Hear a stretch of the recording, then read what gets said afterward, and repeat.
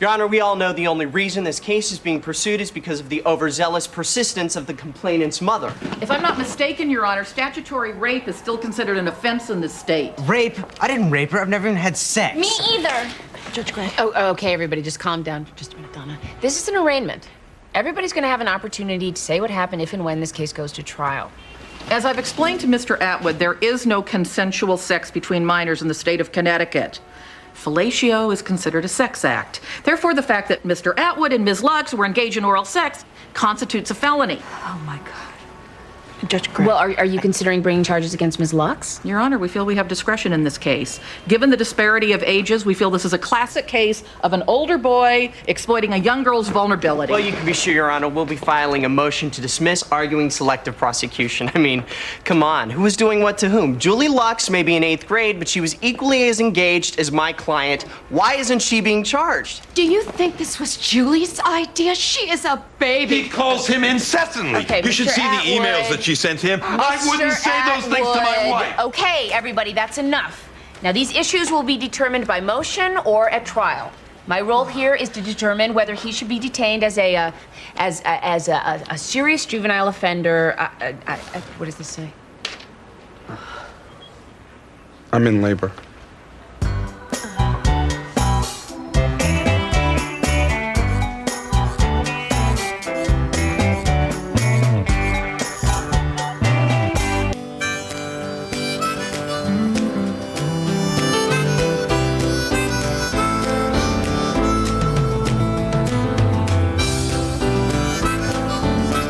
Socrates! I'm running late. Socrates.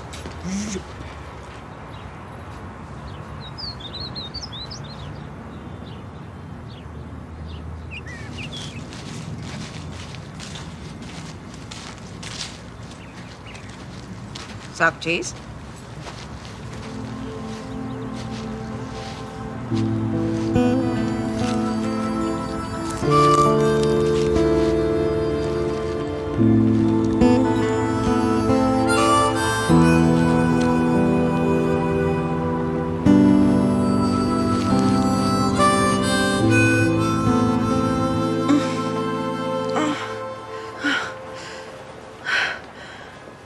It's over. How long since the last one?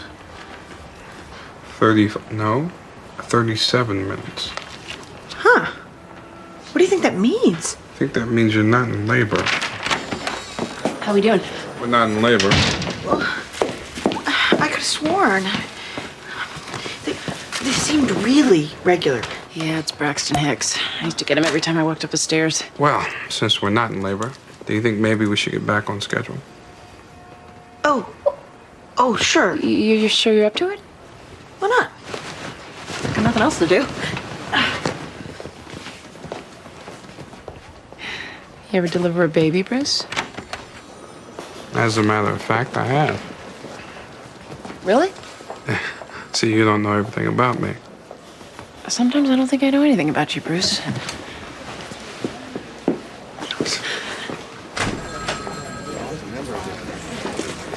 Hey, Maxine, you're finally here. Congratulations. Lay off, Sean. I'm not in the mood.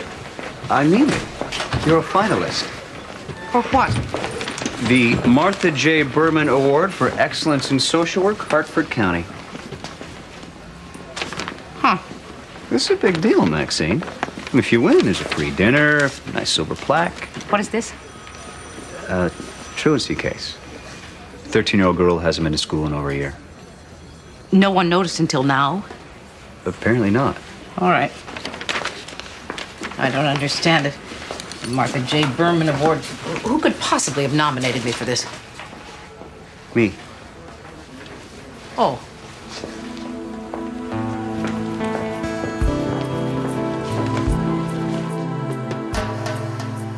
A couple of days or even weeks, and the schools don't tend to be too concerned. But according to her records, it's been over a year since Juliet attended Woodrow Middle School. I called the school, and they said something about home tutoring, but I didn't really understand. Is there a transportation problem? A health problem?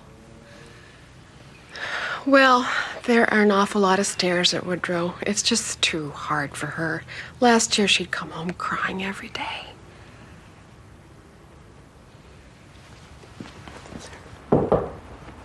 Juliet, there's a nice lady here who wants to talk to you. Okay, Mama.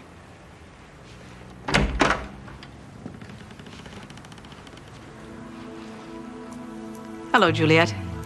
I'm Maxine Gray. Hi. Hi.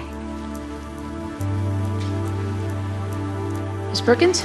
These 4 young girls, Melissa Torrey, Aisha Bradford, Rain Park, and Marisol Enriquez, are accused of lying to a police officer. They fabricated allegations that their phys ed teacher, Mr. Brad Ferris, entered the girls' locker room, hugged them, and touched them inappropriately. They stuck with this story for several weeks until Marisol Enriquez confessed. When confronted with her statement, the other 3 recanted.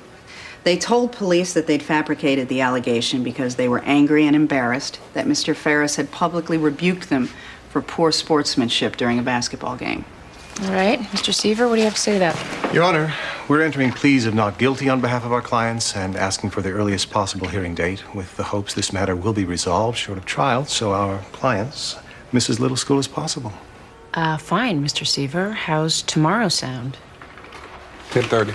Good. Pleas of not guilty are entered on behalf of each of the defendants, and the case is continued for a pretrial hearing until tomorrow, 10:30 a.m. Good. Next case.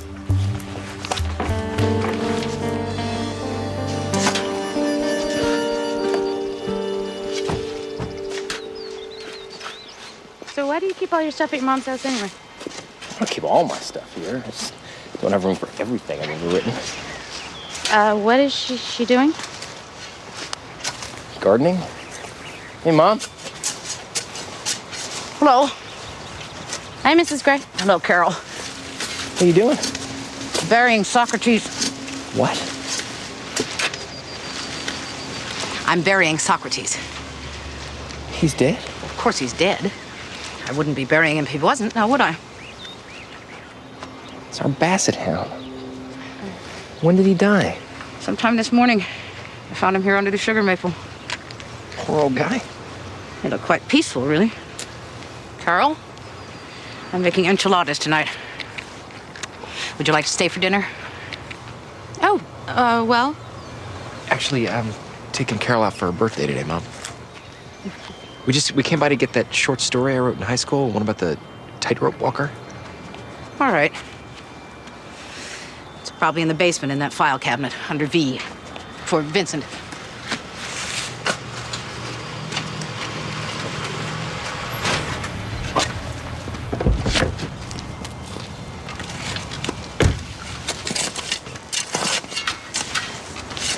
Hey, Ma. Amy? Was that Carol with Vincent? Yes. Is she staying for dinner? No, they have other plans. Figures. She's managed to get out of every dinner with us so far. Nonsense. It's her birthday. Oh, fine. I'll give her that one. What are you doing, Ma? Burying Socrates.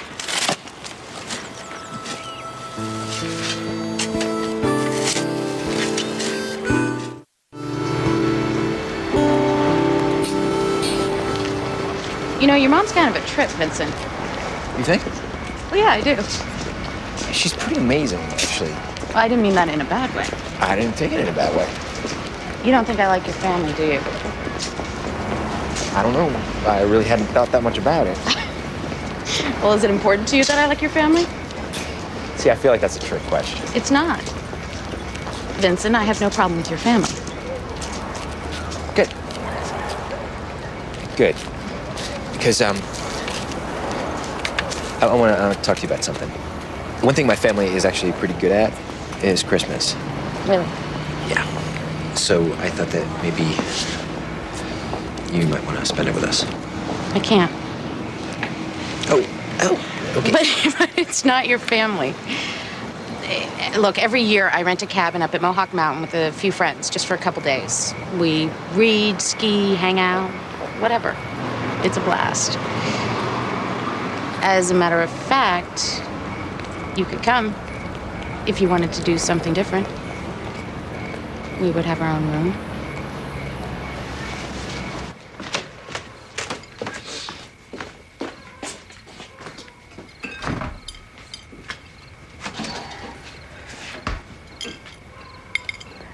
Mom, why didn't you tell me about Socrates? What about him? Well, for instance, that he died today. Did you want me to call you at work? I don't know. Maybe. Yeah. Yeah, he was my dog, too. I gotta figure out how I can tell Lauren when she gets back from Michael's. Tell her he got old and died. Mom, I cannot believe you're being so callous about this. The dog slept with you every night of his life. I've seen you kiss him on the lips. And then he dies and you just bury him in the backyard and that's it? He was a dog. What do you want me to do? I want you to care. He was at my wedding. He was at Vincent's high school graduation. He licked Lauren's little bald head when she was a newborn. He was a part of this family. Oh, please. You never took care of that dog a day in your life.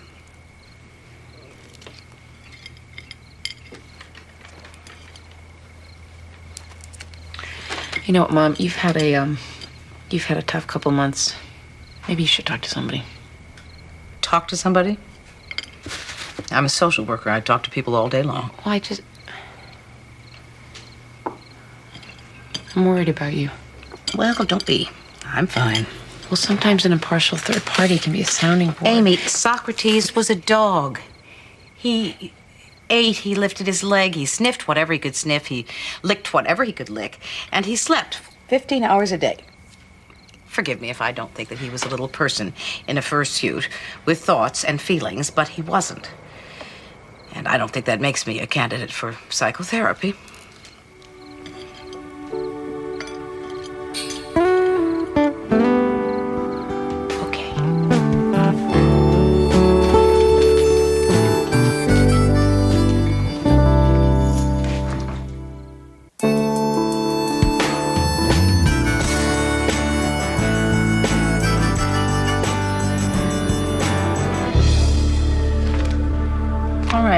The defendants have all changed their pleas to guilty, knowingly, intelligently, and voluntarily.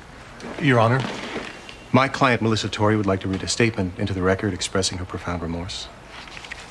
All right.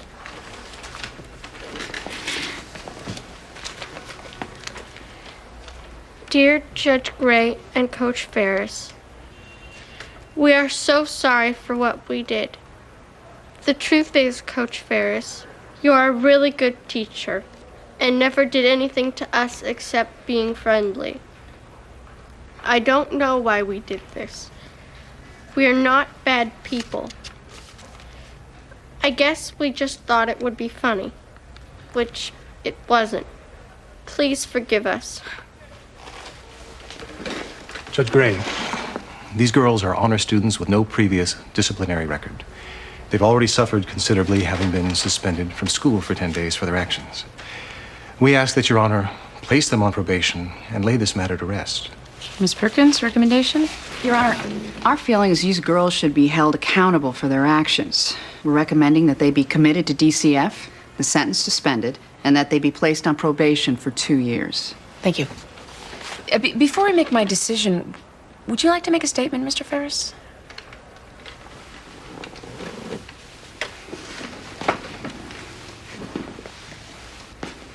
I have been a teacher and coach for 25 years. Based on what those girls said, I was arrested and locked up for 10 days as a suspected child molester. I was suspended from my job. My reputation was destroyed, and I'll never get that back.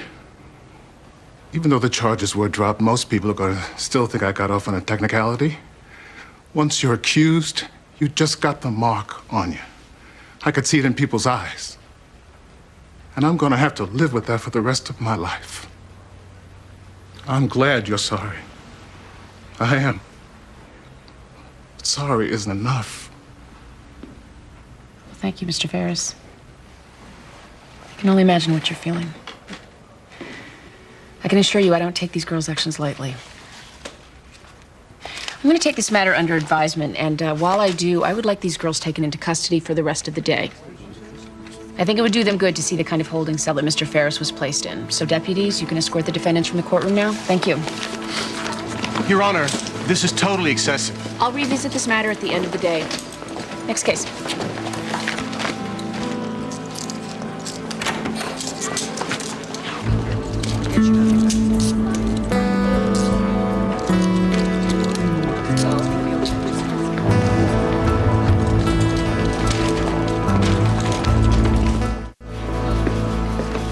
You think we should take it out of the box? Yeah, that'd be better. Oh, good. Vincent, you're here. Where are the decorations? Oh, I didn't have time. I'm on my lunch hour as it is. I got a 3 o'clock deadline. Well, we need balloons or something to make it look like a party. Where's the cake? Don't look at me. I had a breakfast meeting. I thought you were getting it. No, you said you were going to call me if you needed me to get it. Oh, great. No cake, no Good decorations. thing I'm the one that got the stroller. How do we do this? No, the guy at the store said there's a lever somewhere. No, well, there's a lever. Does this come with directions? Where are the I think it's the other side. I think it's the other side. What? You want to see me? Surprise. Oh my God. This is for me? Yep. Nobody's ever done anything like this for me before. There was gonna be a cake. But we figured, who needs more cake? The important thing is how much we care about you. This is so beautiful. It's the finest one on the market. It's a car seat, a baby carrier, a stroller, a jogger. There's a laser printer in there. You guys are the best. I consider you all my family. I just want you to know that.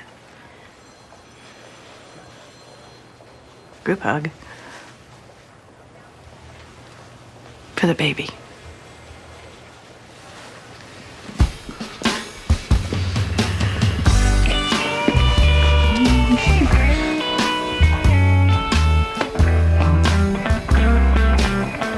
That was nice. I'm glad we did that for her. Yeah, lucky for us, Donna has low expectations. Like it or not, we're the only family Donna seems to have. I guess that means we should count on her for Christmas, too, huh? Yeah, probably. There's a chance I might not be there myself. Why not? I think I'm gonna spend Christmas with Carol this year. Oh, Carol. Oh.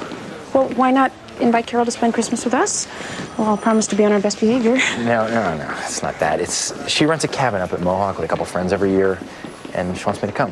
Sounds like it might be fun for a change. Have you told Mom yet? No, I don't think she's gonna care that much. She never seems to be that into Christmas. Yes, she is. She's very into Christmas. She was sticking cloves in oranges last night. Well, she'll have to do without me one year. She'll be fine. No, she won't. Judge Gray! Judge Gray! Donna, we're talking right now. Oh, I'm sorry. No, we're finished. What is it? Oh, okay. Well, I just checked my messages. The birthing center burnt down last night. I have nowhere to have my baby. That's all. Donna! Okay, here's the thing. I could do it at our place, Vincent, but we only have a 20-gallon water heater, and I need a 40. I could do it at your house, Judge Gray, but that would be asking way, way too much. I mean, after all you've done for me so far, including that incredibly amazing shower and being my mentor and everything, I'll be okay. I'll work it out somehow. Donna, stop. Of course you can have the baby at our house. We can handle it. Really? I'm also gonna need a big tarp and a CD player. Oh, well, we'll see what we can do. Oh, you guys are awesome. I better go call about tub rentals. So much for low expectations.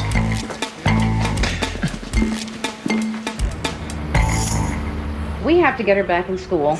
In the interim, arrange for home tutoring. Bed sores, improper hygiene. You can't tell me this isn't abuse. These are tough cases, even when everybody's doing what they're supposed to do. I'm around if you have any questions. Okay. Thanks, Maxine.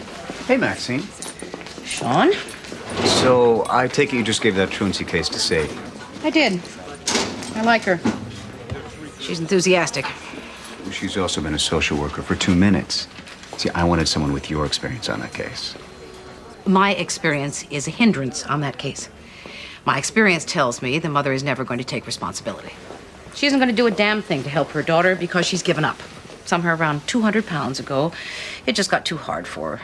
So she shut herself and her daughter up in a little vault where reality can't intrude.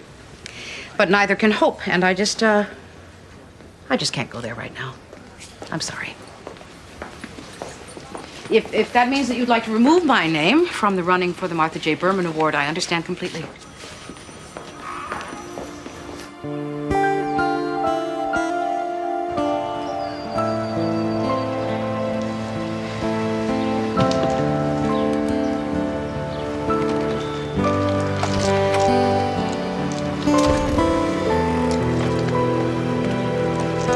You're up early. I'm always up early.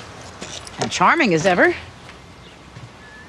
Hey, Mom, did you know that Vincent's not going to spend Christmas with the family? Why not? Because Carol decided they need to go away for Christmas. Well, he's allowed. No, he's not. I mean, this is Christmas. We always spend Christmas together. It's a tradition. You know, Peter always wears this stupid elf hat, and we see what Santa brought, and then we eat eggs and corned beef hash, and put on the Spike Jones Christmas album, and fight about the presents, and then you put in the turkey, and Vincent and I burn the gravy. He can't go away. Well, I'm sure Jillian can help you burn the gravy. That's not the point. What is the point, Amy? The point is that Carol doesn't like us. Oh, that's ridiculous. No, it's not. She goes out of her way to avoid us. They haven't been dating that long. They're still getting to know each other. Mom, it's obvious. She won't even have dinner with us. She never lets Vincent do anything with us. And when I go over there to try to see him alone, she is always there, claiming her territory like some predatory cat. Amy, I think you're overreacting. Okay, you don't care about Christmas. You don't give a damn about Socrates. Am I the only one who cares about this family anymore? Amy, your brother Vincent is a grown-up man. If he wants to go away with his girlfriend for the holidays, I'm not sure that's any of our business. Anyway, I can see how Carol might not like you, but I'm adorable.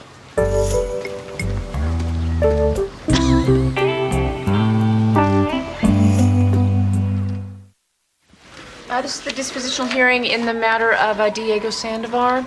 Their probation department's examination report has been made part of the record for the purpose of disposition, without any prejudice against the right of any individual to cross-examine their probation officer. I have also been provided with a psychological examination by the defense counsel, as well as a toxicology screen indicating that the juvenile defendant had the juvenile defendant had a blood alcohol level of, excuse me. Donna, are you okay?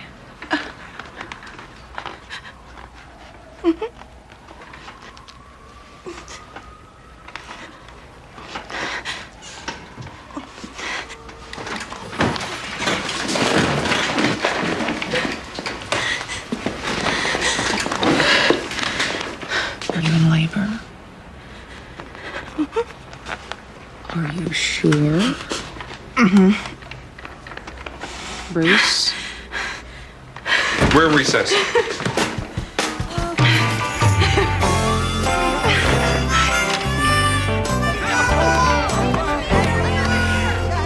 All right. As you folks know, we're all here because Joanne feels she can no longer take care of Tyreek.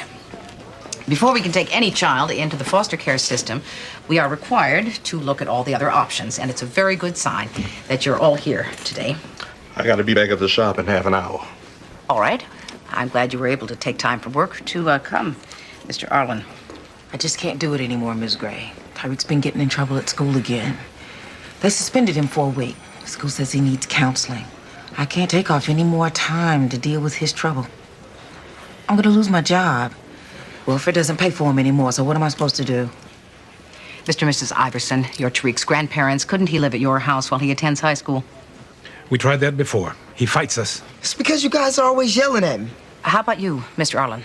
I got 4 kids of my own. My wife died last year. I can't take on another one. I'll take him. I'll take Tariq. I'll take him home with me right now. Billy, you don't have a home. You living in some hotel. You can't take a kid with you. You don't know what I can do. Mrs. Jameson, what if you had some help on weekends? That's not gonna work. I already told you. I just want to sign him over. Mrs. Jameson, this is not a temporary solution. I understand that. If we take him, I can't even guarantee you he'll be placed in a foster home. He could end up at a group home or warehoused in some residential treatment center. You do what you think's best.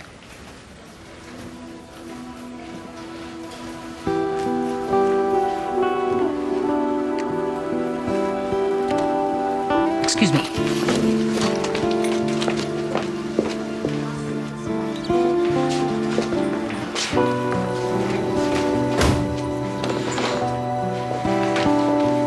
Sadie?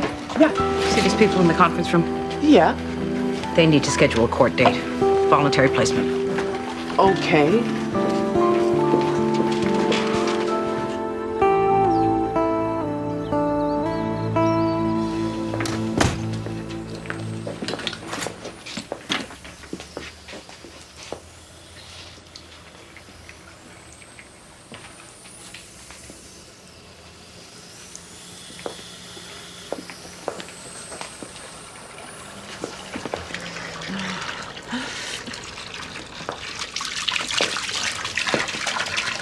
Vincent.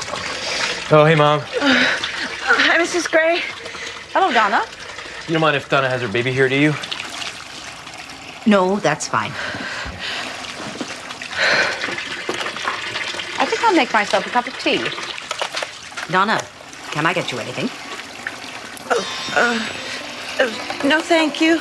Congratulations on choosing a water birth. You have gone back to your roots, to the element that gives life to all, water. Did you get a hold of Michael? No, he was out, but I talked to Alicia. She said they'll be happy to keep Lauren until the baby's born. Oh, good. I'm not even sure if Lauren knows where babies come from. This might all be a little much for her. Bye. Hey, Bruce. When did you deliver a baby? When Rebecca was born. Mia's water broke at 5 o'clock in the morning, and we never made it out of the apartment. Baby came out before the paramedics got there. No way. She was born at 5:37 in the bathtub. It was crazy. We didn't know what the hell we were doing. She was so tiny, screaming her head off. I started singing this song that I sang to her during the pregnancy, and suddenly she just stopped crying. Just looked at me and like, hey, I know you. Wow. Most amazing day of my life. I give Donna my best. Hey, Bruce. What song was it? You're just too good to be true. Can't take my eyes off of you. You be like heaven to touch. Now think of your body as a piece of seaweed. Getting good, solid heart tones, Donna. The baby's doing fine. Good. Thanks, Camille. How's the water temperature? Fine. Donna Kozlovsky. Mother?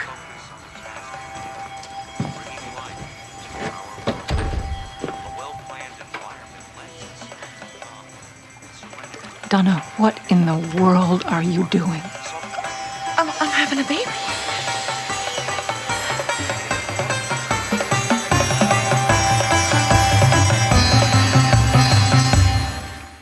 Don't think of your contraction as pain, but rather... Here, Mrs. Kozlowski. Townsend. But you can call me Sheila. Sheila? Donna, honey. I had no idea you were this pregnant. Actually, I had no idea you were pregnant at all until you called. Yeah. I guess maybe I thought I'd surprise you at Christmas. But then I started thinking maybe you'd want to be here for the birth of your grandchild. I would never want to miss the birth of a grandchild. I was there for your sister when both Taylor and Ashley were born. Of course, that was in a hospital. I can't believe you came this far. Wilton isn't really that far. I'm just really glad you're here, Mom. Yes. Well. Wow. Judge Gray, this is my mother, Sheila Townsend. Mom, this is my mentor, Judge Amy Gray. Well, it's a pleasure to meet you. Sandwiches, anyone? No, but I could use a drink. I have some gin in the kitchen. I could make us some martinis. Perfect.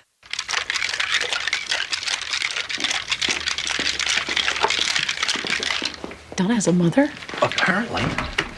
Did we know this? Of course she has a mother. Everybody has a mother. Just never heard her mention. She never talks about her family. Except Oscar. Oh! That reminds me. She seems a little tightly wound. Well, what do you expect? The poor woman didn't know her daughter was pregnant until today. Honestly, I don't know what Donna was thinking.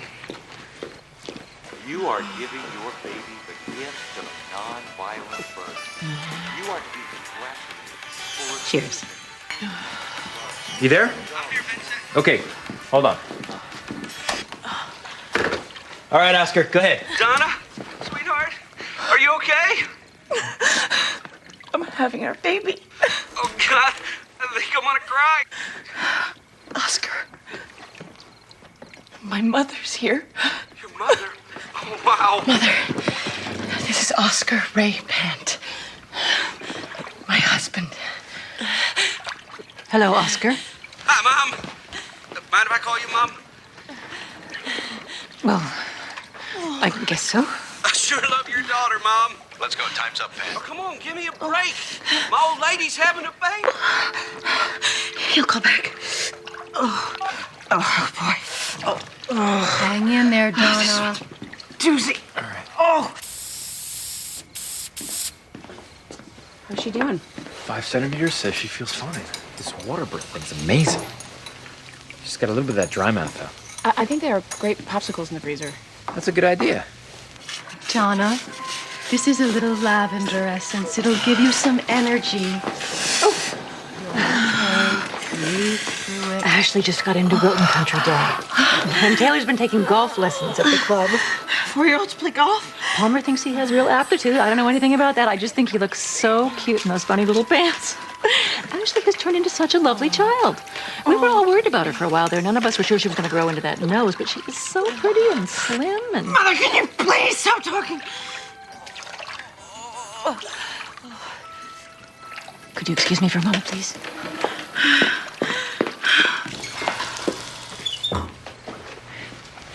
Mrs. Townsend, I just want you to know what a fabulous clerk Donna is. I couldn't run my courtroom without her. Your daughter is a very special person. My daughter has an IQ of 163. She graduated first in her class from Mount Holyoke. Did you know that? No, I didn't.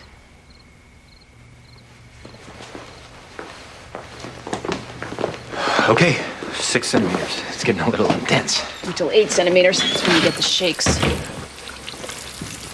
Do you know that Donna's a genius? Nope.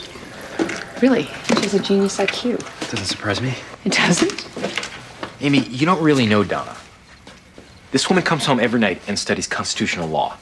She can quote Wittgenstein. I know Donna. I spend more time with her than you do. Family is such a need for everyone to be in their assigned roles. God forbid someone confounds an expectation. And where are you getting all this from? Your girlfriend? My girlfriend? Well, isn't she the one providing you with all your new theories about the family? Look, I know she doesn't like us, Vincent. What I don't get is why. She doesn't have a problem with you. She doesn't even know you. Exactly. She doesn't know us, but she's decided that we're the enemy, that we're holding you down, that you need to break away from us. Where are you getting all this? I know. Okay. And frankly, I think she could get stuck with a lot worse. Trust me. feeling, Donna? Pretty good. Good. You're great. 8 centimeters, Donna. Let the water hold you. Donna, breathe. Just try to breathe through it. You're doing great. It's almost over. It goes really fast now till the end, and then the pain just goes, and it's amazing. The contractions are getting harder. Nature isn't always mild, Maxine. Thank you, Camille. I'm quite familiar with nature. Mom, I meant to call you. I really did. It's all right, dear. I'm here now. That's all that matters. You're right. It really is all that matters. Donna, now would be a good time to have one of your birth partners in the water supporting you, if you're comfortable with that. Yeah, let me just get my bathing suit. Vincent, thank you. But I changed my mind. Oh. Okay. Mother, will you get in this tub and help me have my baby? What? In the tub? Donna, sweetie, I don't think I could. I'm sure I could find a swimsuit for you, Sheila. No. I'm not getting in there. Donna, honey, you know how I am about things like this.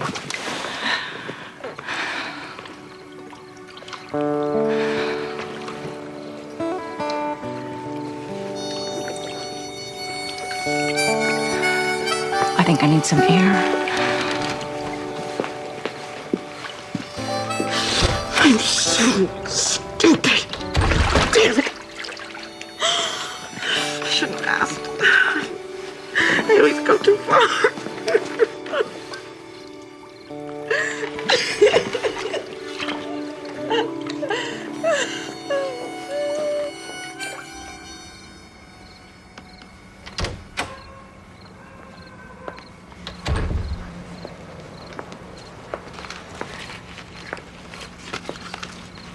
I know I must look like a terrible mother to you, but I don't really care what you people think. You don't know me, and you don't know my relationship with my daughter. That's right. We don't. Donna was born oppositional. Always had to do things her own way. Had no understanding of social graces. She had problems making friends because she just blurted out whatever she thought.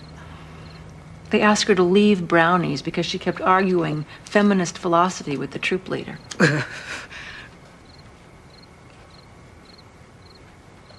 I have tried to understand my daughter. But someone who would give up a graduate school scholarship in philosophy to join the Marines, who would marry an axe murderer and then have his child in a tub in the middle of some stranger's dining room, is not understandable. She just wants your approval. I know that. That's all she's ever wanted, but I can't give that to her. Because I do not approve. I do not approve of what she's doing in there. I do not approve of the way she's living her life. To be perfectly honest, Miss Gray, I gave up on my daughter a long time ago. And I don't know what made me think this time would be different. You gave up? I'm sorry.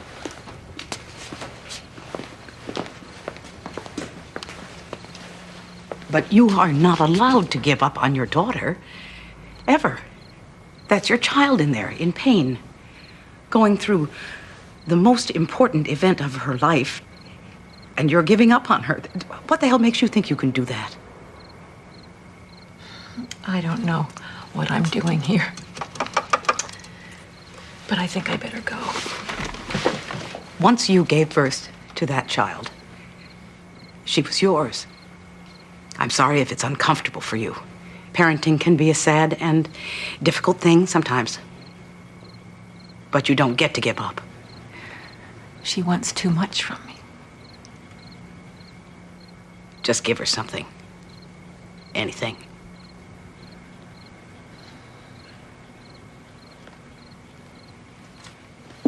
Okay, honey. You're fully dilated. That means we're ready to push on the next contraction. It hurts. No, you can do this, Donna. You can do it. You just think about that little baby coming. Mom! Donna.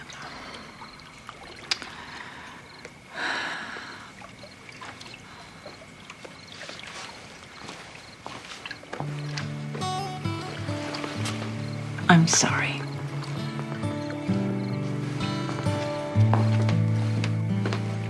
Camille, I think the baby's coming. Focus on your color. I don't think I can do it. Of course you can, Donna. All right, honey. We're gonna have a baby. Vincent? Come on. All right. Push. Push. What? You're doing it. You're doing it. Push, sweetheart. Yes. Yes. Look what.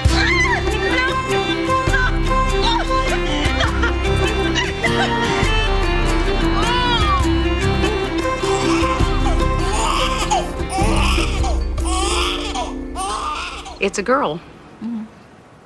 Ariadne Gray Pant.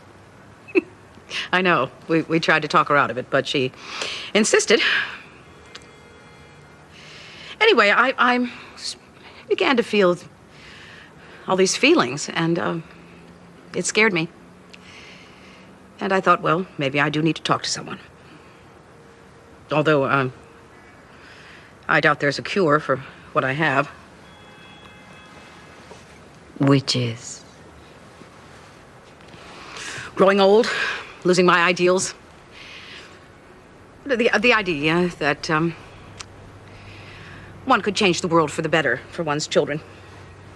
The idea that I could make things turn out right in the end.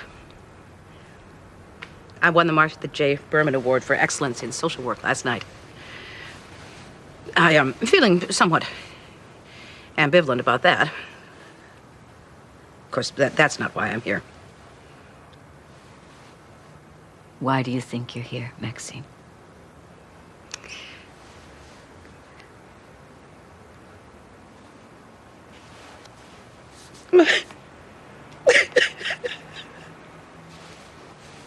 My dog died.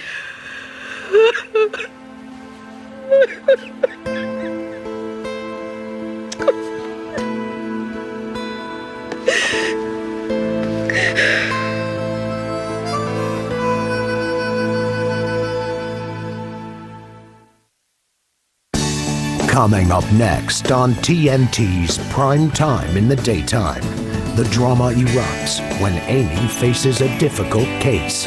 All the drama of judging Amy is next on TNT.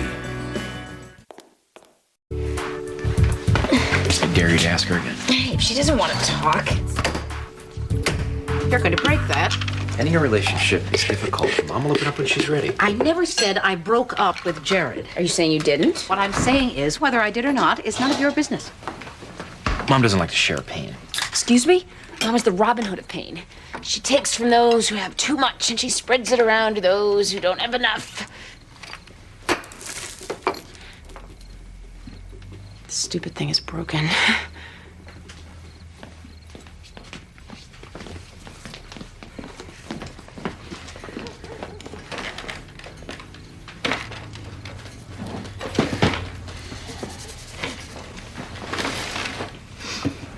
Where's Lauren?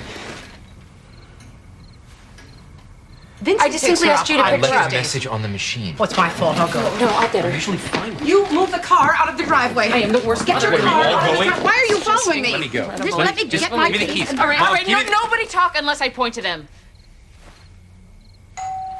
Maybe that's her now. What happened to the point?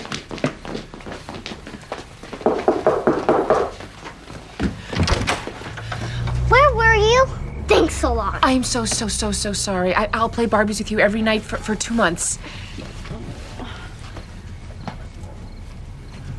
Rob Meltzer, Lauren Sensei. Yeah, Amy Gray. I think I met you when I signed Lauren up. Yeah. Come on in. Hello.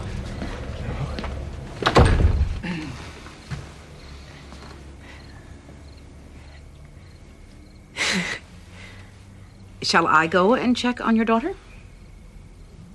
Yes. Tell her I'll buy her a pony.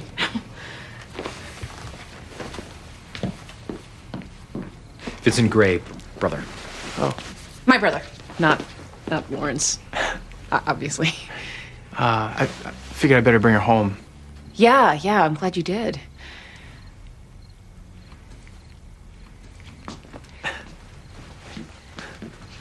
After she waited a half hour. I know. It never happens. We take turns and something fell through the cracks, and it's not gonna happen again because I'm gonna hire a babysitter one of these days. It happens all the time. Really? Yeah. It's nice seeing you again.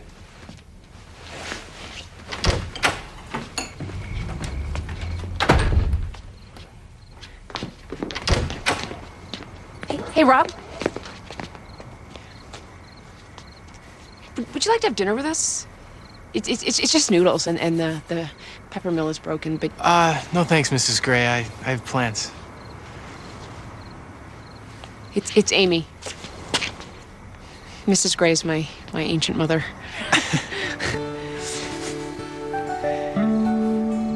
Nice to see you again. Yeah.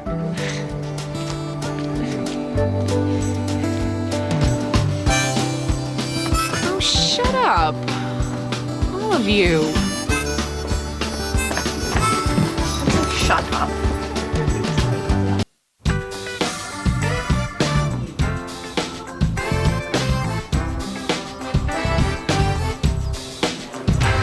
Judge Faraday? Judge Gray, I hope you don't want to change your CSO again. No, it's nothing like that. I have an idea, an administrative idea, and obviously you are the go-to guy. I mean, it's within your sphere. What is it? Adoption Day. Uh-huh. Other counties are experimenting with it. We set aside one day every quarter to finalize adoptions. Currently, as you know, we just slot them in whenever we can. Nope. And No? By slotting them in, we cut into our backlog.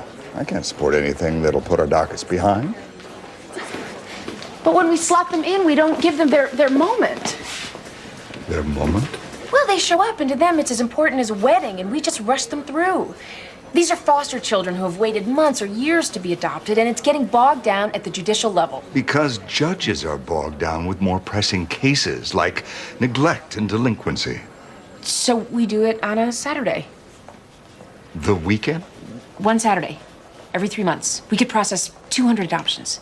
Judges, lawyers, CSOs, court reporters volunteering. 4 Saturdays a year. 4 Saturdays a year.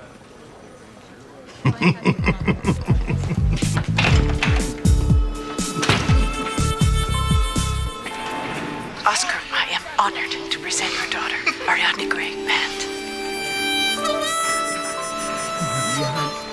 She's a beaut. Oh, Peanut. Hi. It's Daddy. Oh, baby. He likes her. It's your daddy. She looks so much like... I know. My mother. Oh. God, I wish I could just hold her. Oscar, what's the matter? We'll get you out of here. We'll all be together one day. It's not just that. What?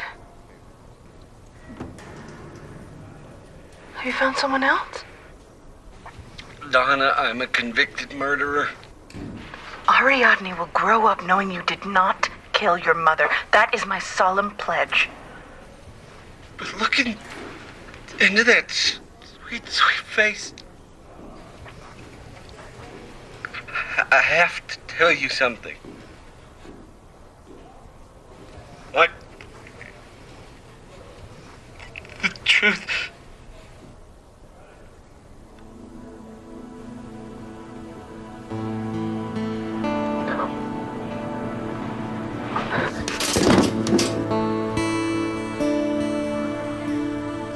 No way, Oscar.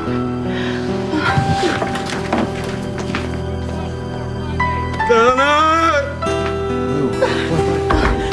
Donna!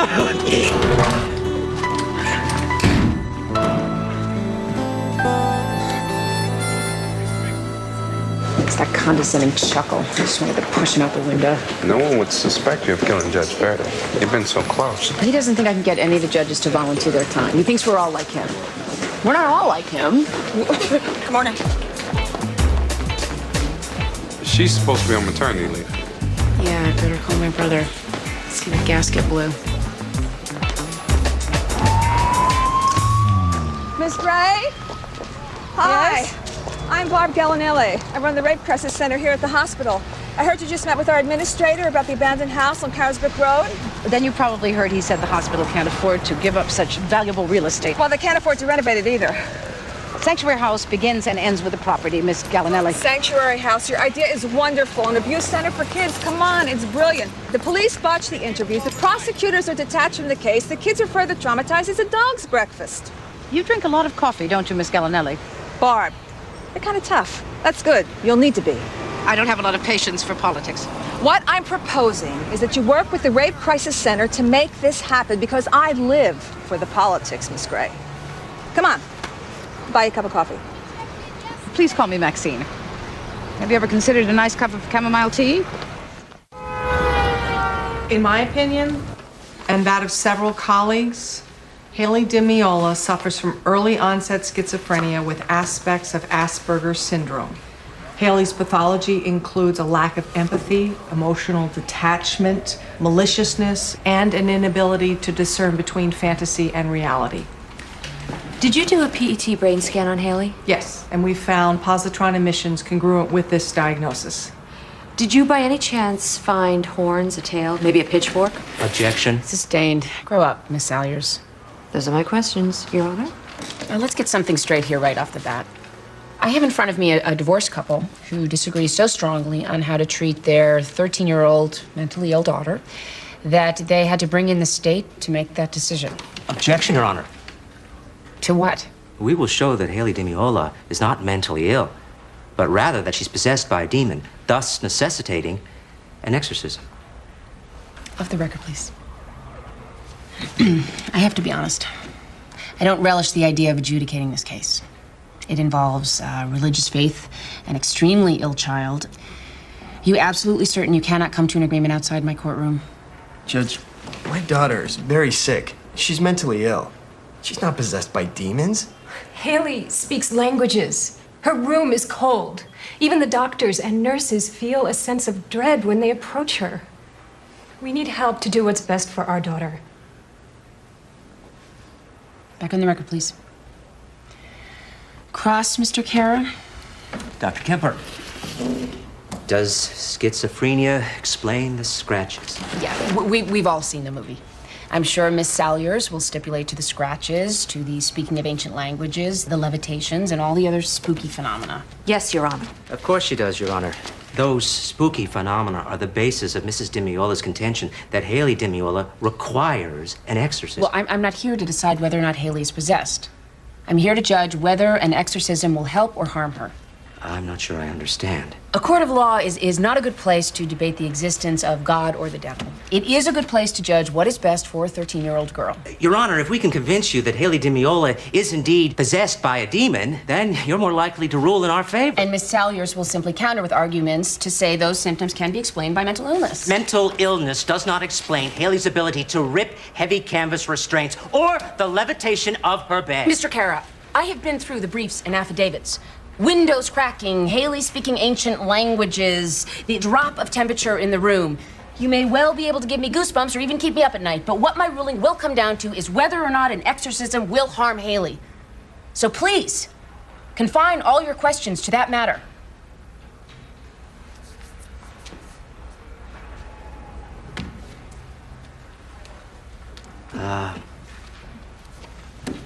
Dr. Kemper, is it not true that in several cases, like Haley's, the child in question has benefited from an exorcism? Yes, that's true. If there's no such thing as demonic possession, then why does an exorcism help? Because in many cases, the ritual of exorcism itself serves the child in a beneficial psychological way, a placebo effect, if you will. Then how do you know Haley won't be one of those children? In an equal number of cases, the exorcism has actually done harm. What kind of harm? The child forms a notion that he or she is intrinsically evil. There is a corresponding decompensation. The child feels damned.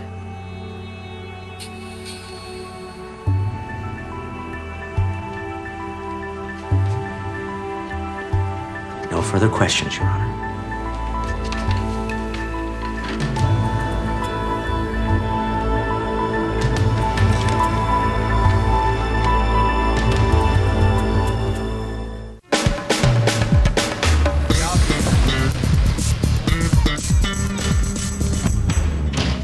tell you it's important. You know, Morning. I don't think morning. Right? If I could just interrupt for one moment to appeal to your good side. I think you should know better than to use the word appeal around a group of judges. Well, I am trying to set up an adoption day. It would mean that all judges and lawyers and court service workers donate their time one Saturday every 3 months. As you know, adoptions get held up because of our overloaded docket, so I'm thinking we give up one Saturday, we make a couple hundred kids a whole lot happier. And, you know, naturally I'm donating my time, so... Does anyone else agree to do this? Absolutely. Judge Wiley, Judge Gemmel, Judge Kronerling. I'm afraid this won't fly for me. I have a lot of obligations on the weekends. Yeah, all 18 holes. Well, thank you for your time. I'm sure Judge Faraday will understand. No, wait. Hold it. Amy, Faraday's in on this? Oh, I'm sorry. I thought I mentioned that. You said it was your idea. And he supports me on it. I guess I could spare one Saturday every 3 or 4 months.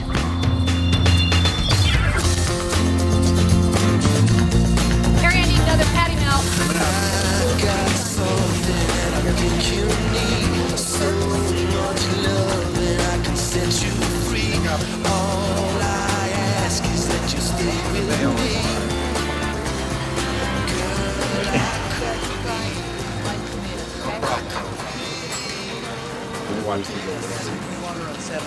You were eating that precise sandwich the first time I met you. Not this precise sandwich, I hope. Did you get my postcards? Oh, yes. From Munich. Looked very cold there. Did you get my messages? I hope they weren't cold. Your postcards were very sweet. A welcome diversion. Things have been bumpy. Socrates died. Yes, I know. Hemlock. Socrates is our basset hound.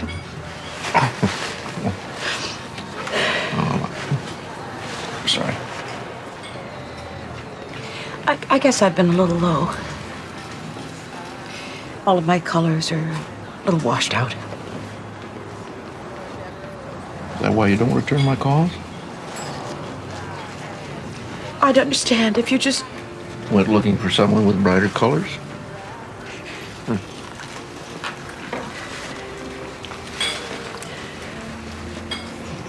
So was everything like that? Washed out? Oh, no, not everything. There's a project that I've started. No, let me guess. Saving children from a fate worse than death? Making the world a better place? Something along those lines? It's embarrassing when you say it like that. So this project, what's it called? Sanctuary House. I'm trying to figure out how to get the board of directors at the hospital to give me an old abandoned house, where, with the help of a very energetic woman that I'm working with, we hope to set up a vertically integrated child advocacy center. I'm sorry, is this interesting? Very.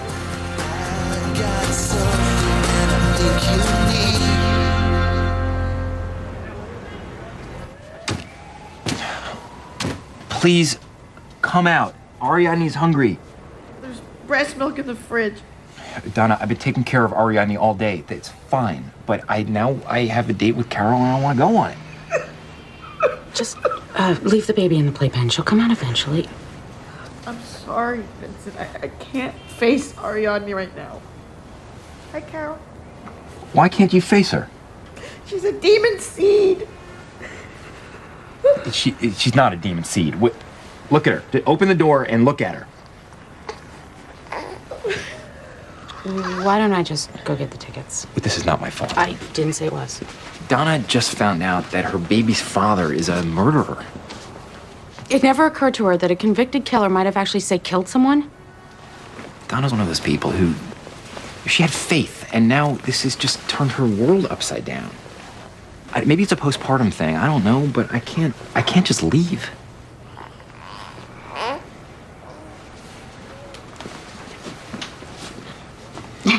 Okay. I'll meet you later for a drink. Donna, I'm begging you. I just can't. Take your cell phone, I'll call. Okay. Good luck. Bye, Donna. Bye, Carol.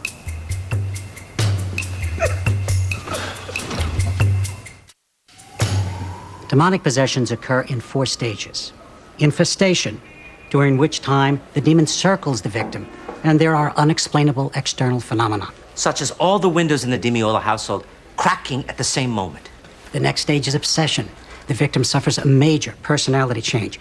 Then there is contact, in which the demon takes residence and there is a struggle for control. Finally, there is full-blown possession, in which the victim's will is totally subjugated to the demons.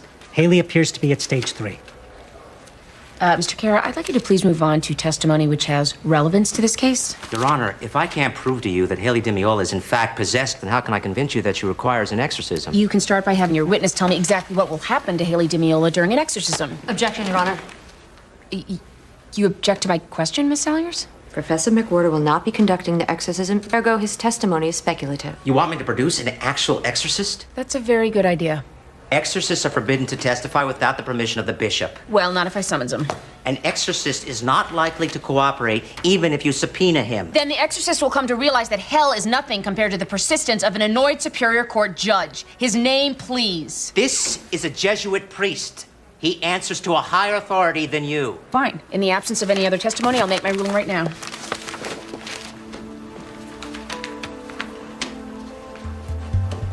Father Paul Girardi, S.J. Is she the subpoena, Mr. Van Exel?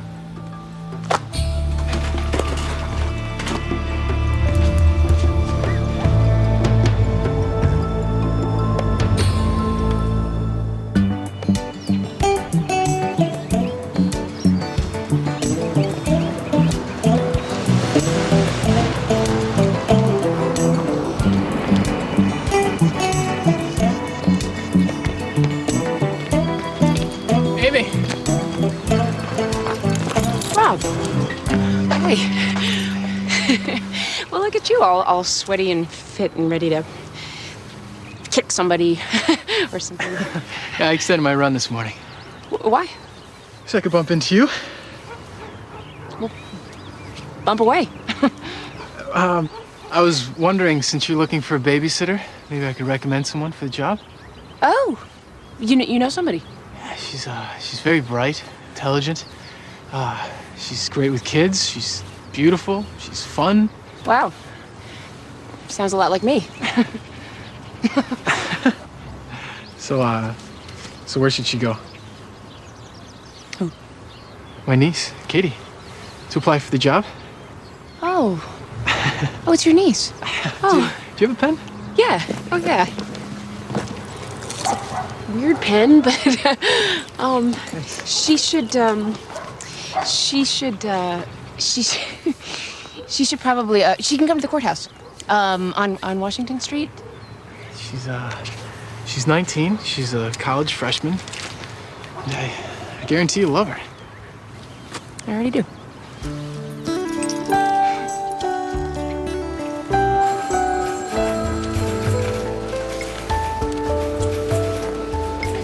Ah, Barb, I'm writing up a proposal for the hospital board right now. I got some wonderful advice from a very knowledgeable friend. The hard part seems to be coming up with some financial sponsorship from a private source. There are several foundations which I think I'm babbling, and you're not. What's wrong? You got an offer for matching funds. I don't understand. Whatever the monetary value of grants or disbursements from the hospital or from the state, an anonymous private donor has agreed to match with cash. Do you know what this means? Yes, I sure as hell do. You've done it! Now, where are we going? We've got to go someplace and celebrate. I have a meeting. Excuse me. Well, congratulations, Maxine. Yes, this is my lucky day. Just for future reference, what do you like when things go badly? I have a 3.9 GPA. I'm an avid swimmer and Connecticut Mathlete of the Year. It's like athlete, only with math. I have a black belt in karate.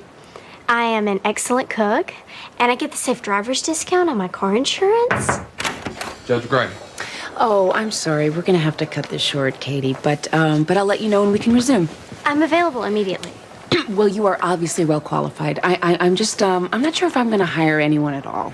I've always taken care of Lauren myself with the help of my family, and I guess I'm not ready to admit defeat. You do remember we have an extended session tonight. Oh, crap and corruption. Oh, no problem. I can pick Lauren up. Sort of like a tryout.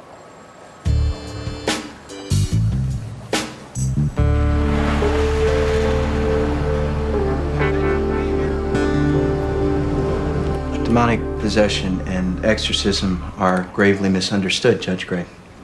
Certainly not accepted by society as a whole. The ritual itself is closely guarded by the church, but I will answer what questions I can within the guidelines established by the Archdiocese. How many exorcisms have you performed, Father? I'd rather not answer that.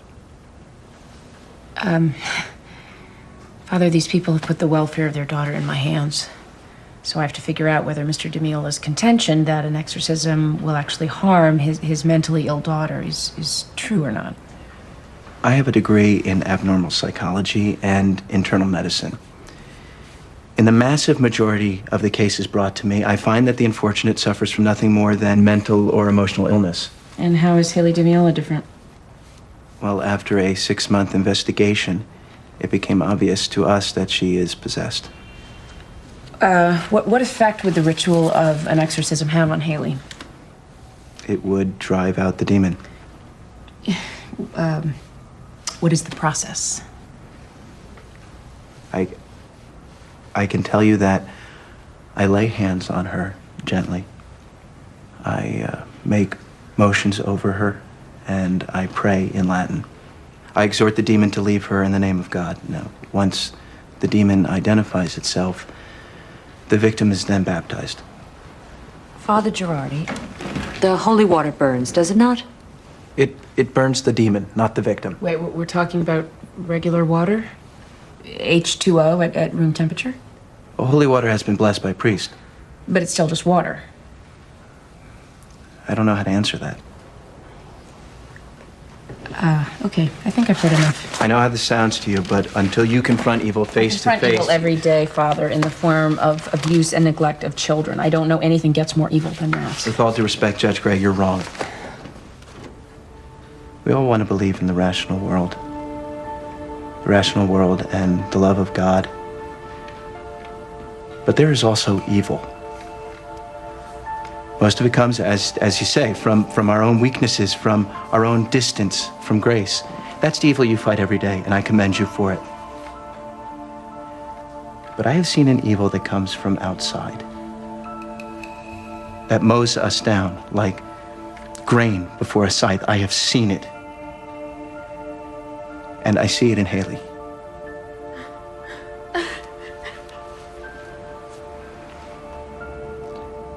One day, her mother and I were sitting with Haley, and the demon inside her made horrifically obscene propositions to me in Latin.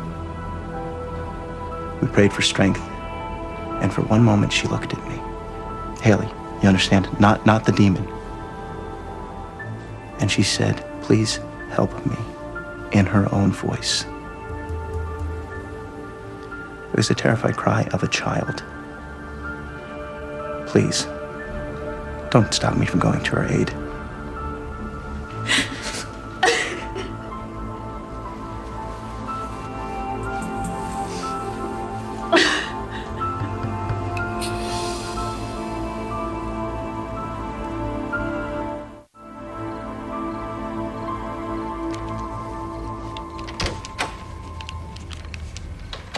I'm sorry I'm late.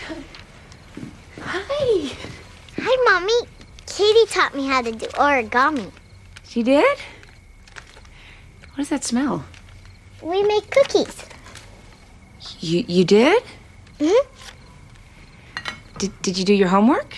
Homework first. That's the worst. Then have fun when the homework's done. Oh. I love Katie. Can she take care of me every day, Mommy? Well, yeah, she's gonna pick you up from school, but I'm home now, so we can do stuff. Like what?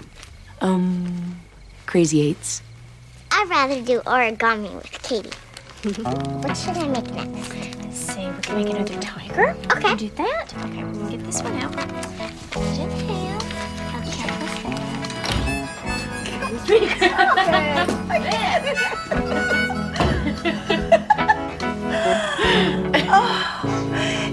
There's my little peanut. Come to Mommy. Come to Mommy. Look at that smile. Aren't you a genius? I'm telling you, Donna, she's exceptionally alert. Raven. Ari, I need an hour covering a strike meeting downtown. So everything's back to normal? If it ever was? Oh, Carl explained it to me. Oh. Remember that show we did on the relationship between environment and genetic predisposition? Oh, yes, I do. On the radio.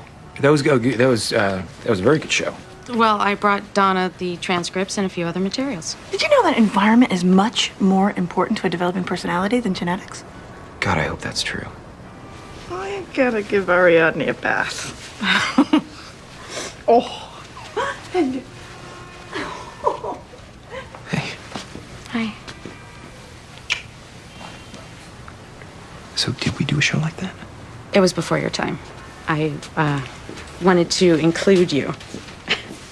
You're just showing axe murderers and their demon seed offspring? Donna's very intelligent. All she needed was a few nurture versus nature facts.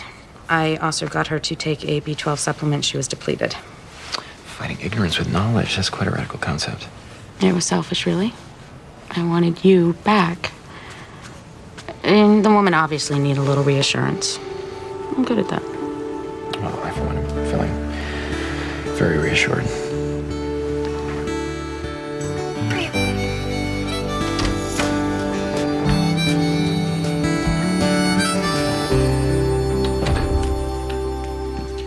what's that smell? Fresh baked, low-fat, delicious cookies. You found a babysitter who bakes? Yep. She's obnoxious and bright and idiotic and does origami and sings annoying little songs about homework and is smug. And I hate her. Ma, I hate her. But Lauren thinks the sun shines right out of her butt. Don't be crude, dear. This would be Karate Rob's niece? Yeah, but that's not why I'm hiring her. No. You're taking on a babysitter you hate because that's what's best for Lauren. Well, I don't want to be hiring a babysitter at all, but I've been on this really difficult case, and I'm trying to get this adoption day scheme off the ground, and it just seems like everything is conspiring to keep me from getting home to my daughter. And when I finally do get home, she barely looks at me. I mean, you tell me, what's the use of going out there and fighting to make the world a better place if you lose your daughter? I had a swell day too, dear. But did you have Satan? Oh, now, Amy, I know you don't like the girl, but she's hardly Satan. No, Ma, I'm serious. In court today, I actually had Satan. Okay, not Satan, but Satan's parents. Why in God's name did you turn down my money? Jared, do you want to come in? No, I'm angry. I yell better outdoors. That money is your way of ensuring that I have to see you. Or maybe it's pity, but either way, I'm not comfortable. Oh, God forbid you might have to squirm. You know, maybe you're just afraid to be loved and respected. Yes, that's it exactly. Is that all? Sorry about your dog. Sorry about your muted colors. But Maxine, just a minute now. Maxine, I have feelings for you. I wish I didn't. You're a difficult woman. But I do. I just can't figure out what possesses you sometimes. I mean, what is so wrong with me that we can't at least try to be together? What I have to say can only cause pain and dissension. Oh. And destroy all this harmony? Maxine, pain and dissension would be a step up. Your son, Charles, accused me of seeing you for your money. And he offered me money to leave you alone. I turned him down, of course, but I would never come between you and your son. See? I knew you would react like this. I'm gonna kick that boy's ass up around his ears. Some sort of stupid Oedipal thing regarding his mother, I suppose. And quite frankly, Maxine, if this is the reason you've been avoiding me, I'd like to kick your ass, too. Maybe you could trust the fella just once in a while to do the right thing.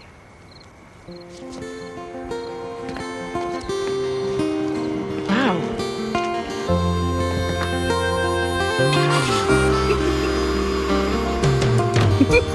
Oh my God. That's exactly how I sound to Karate Rob.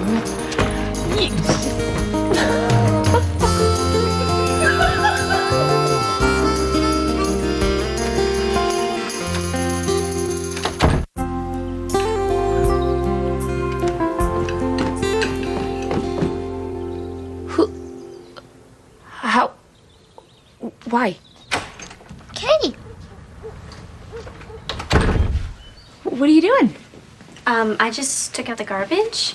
I mean, here. Good morning, everyone. Well, isn't taking Lauren to school part of the gig? I thought we could practice the times tables along the way. 7 times 6 is 42. You know what, Katie? I'm rethinking this whole idea. What on earth is this? Oh, breakfast is the most important meal of the day, especially for the very young and the very old. I'm gonna let that pass because breakfast always tastes so much better when someone else makes it. Here's the thing, Katie. When we lived in Manhattan, Lauren spent more time with her nannies and her babysitters than she did with her father and me. So, I figured that when we moved back to Connecticut, I'd try to be a better mom and... Did you watch my karate gi? You have karate again? Yeah. Rob says I'm very talented. Yes, and we know why. Oh, you can't say I told you, but my Uncle Rob, he has sort of a thing for you. For me? My. He says you're a hottie. Amy, for heaven's sake, close your mouth. You look simple. It doesn't matter whether I believe in God or the devil, Santa Claus, the Sasquatch, or Little Green Men when it comes to this case. I know this has been very frustrating for Mrs. DeMiola and her counsel, but I simply cannot adjudicate on whether or not Haley DeMiola is possessed by a demon. Now, fortunately for me, this case does not come down to fundamental beliefs. It comes down to the best interests of a child. Mrs. DeMiola and Father Girardi believe that Haley is possessed, and Mr. DeMiola and Dr. Kemper believe she's the victim of Asperger's syndrome and schizophrenia. As to whether an exorcism would help or harm Haley, I might as well flip a coin. The best interests of the child. Well, at the end of the day, I'm required to say that I did everything possible. Haley called out for help. She called out to her mother and to Father Girardi, and through them, perhaps, to me. I can only hope that somewhere in her diseased mind or from behind a demon, Haley knows what she needs.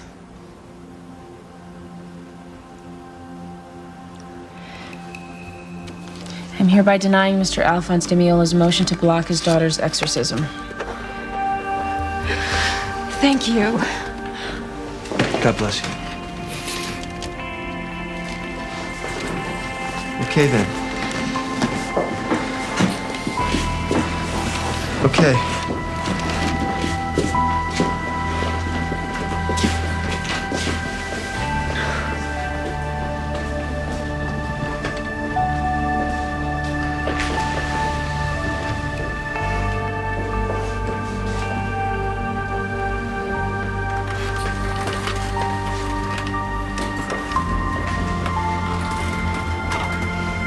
It can take 2 years for these good-hearted people to navigate the system to adopt a child. Redundancies, the bureaucratic runaround, red tape. Oh, there's nothing I can do about any of that. So I asked myself, what can I do? How can I make things better? Oh, you have to say something. To their credit, the workers and lawyers and judges in the courthouse, after I showed them the way, volunteered in droves.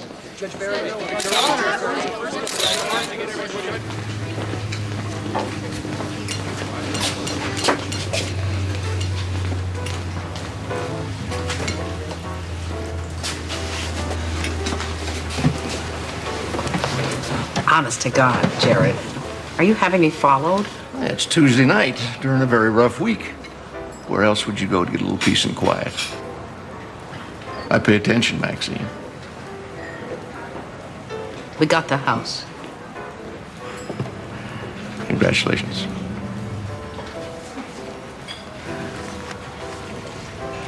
Jared, you have given me enough money. Oh, no. This is a letter of apology from my son, Charles. Oh. Well, that wasn't necessary. He didn't write it to you. He wrote it to me. If he's any kind of a man, he'll apologize to you in person. You're angry with me. About half the time.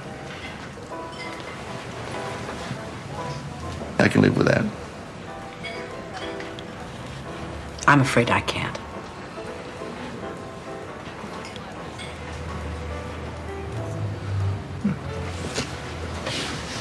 Because I can do better. If I can't get that down to a quarter of the time in the next 6 months, then I really won't deserve a sweet man like you.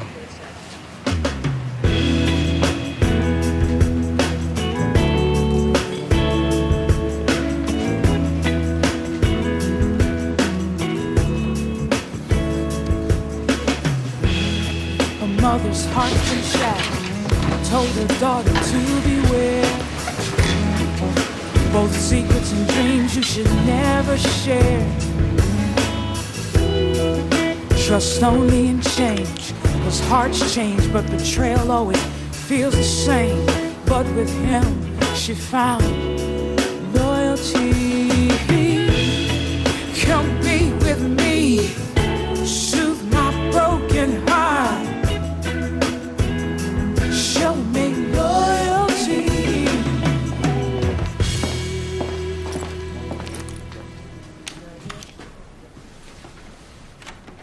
You're here late. Sorry. Guess that exorcism stuff got to you, huh? Oh. Well, you're Catholic. Do you think that girl is possessed? I have no idea. I like the idea of Satan. You like the idea of Satan? Well, that we're not always responsible for all the bad stuff we do. Sometimes we can blame our problems on somebody else. You do understand that believing in Satan means believing in the possibility of everlasting damnation in the fiery lake. Do you have a little girl to get home to? Oh, please. That's all I try to do is get home to my daughter. It's like the whole world is conspiring to keep me away from her. Or maybe the devil. I don't know. I know how this goes. You're here fighting for other people's children while someone else is raising yours. I'm a single father.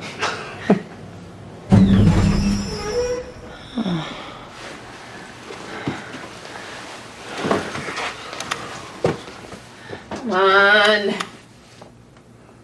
I want to go home.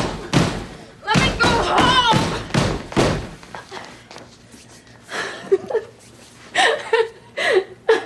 I keep thinking I'm doing all this great stuff. You know, maybe I am.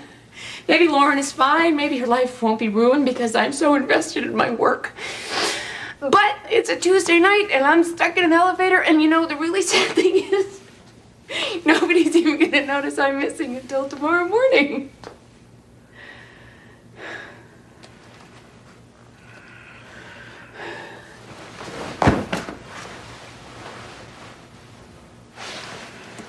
Jump with me. 1, 2, 3.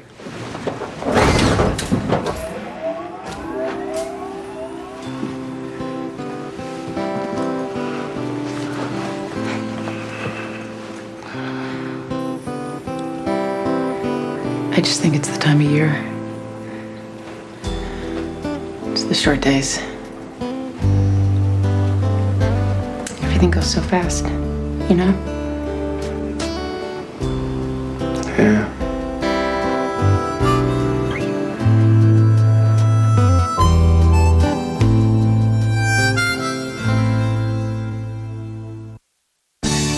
Coming up next on TNT's Prime Time in the Daytime, can McCoy handle a complicated trial? Solve the case with Law and Order. Next on TNT. 2, 3, 4, 5, 6, 7, 8, 5, 6, 7, 8. Yummy.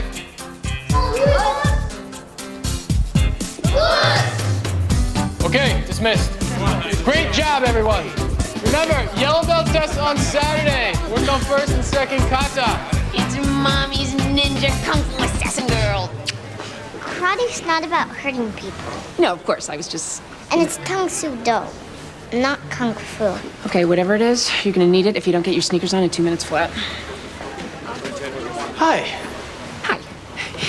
I had a light docket today, so here I am, picking up my daughter, the way mothers do. How's my niece working out? She's perfect. Don't hold that against her. So listen, can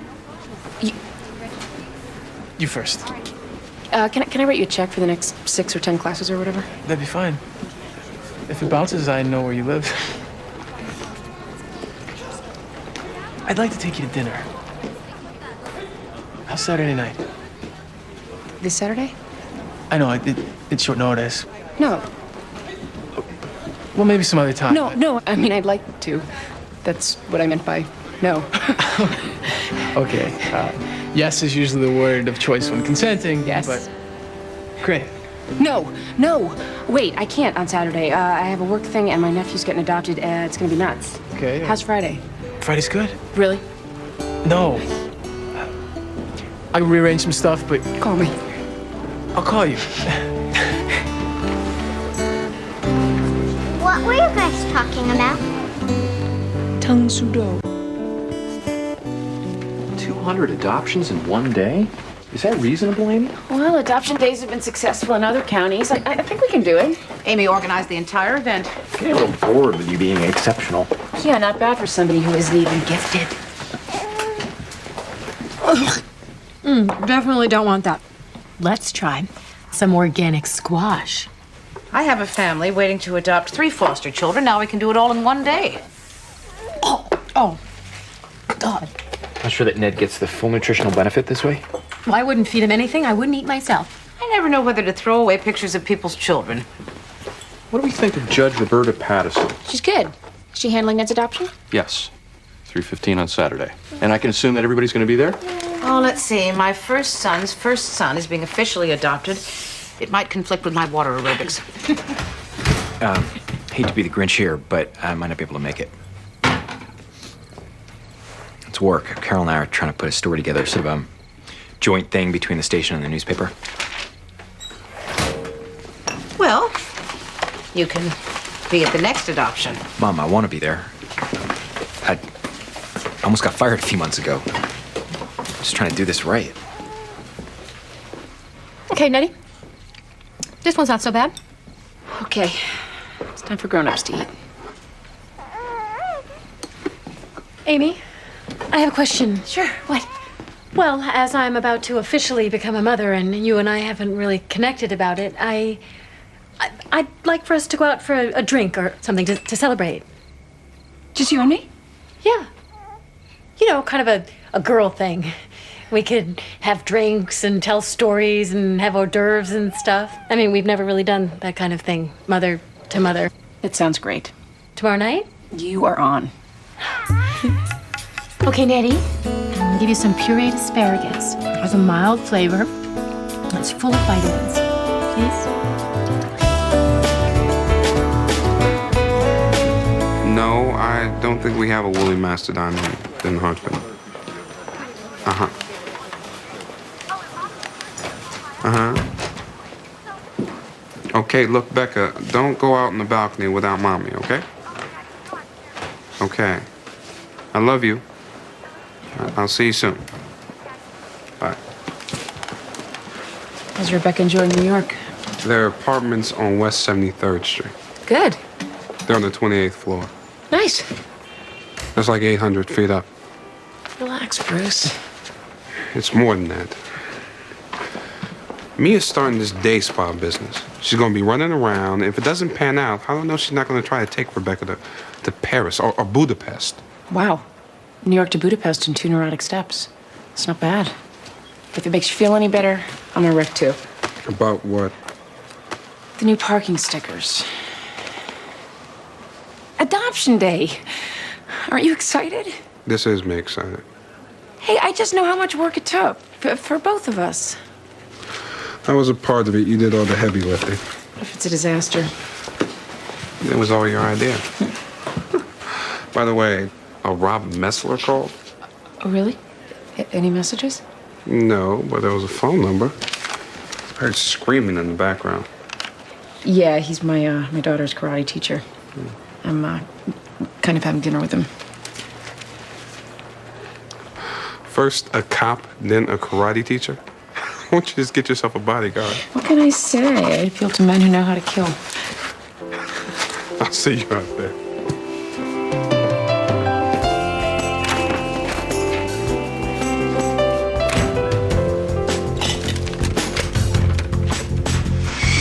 The twins here are all set.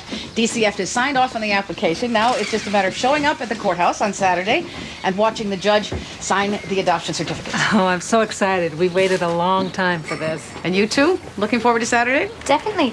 And after we get to go out for tacos and ice cream? Of course you do. It's the law. All right. What about Susanna? I'm afraid Susanna's case won't make it this time around. We'll have to arrange it for the next cycle. What? Why? The first attorney failed to process the application properly. It was my fault for not watching him. I found another lawyer to take your case, but she can't be ready by Saturday. We really wanted to adopt all the kids on the same day. Can't you push the lawyer? Jess, adoption days only work because a lot of highly paid lawyers have put in a great deal of pro bono work. We're not in a position to pressure them. Susanna will be 18 in a few weeks. There's no law against adopting a legal adult. I don't want to end my childhood belonging to the state of Connecticut. You know how it is, Susanna. There are legalities. That's just it. My whole life I've been a legality. Ward of the state, foster child. I've been everything except someone's daughter. I realize it's just symbolic, and it may seem trivial to you. No, it's not trivial. I'm sorry. For a moment there, I became a government worker. You have my word. Before you are an adult, you will be someone's child.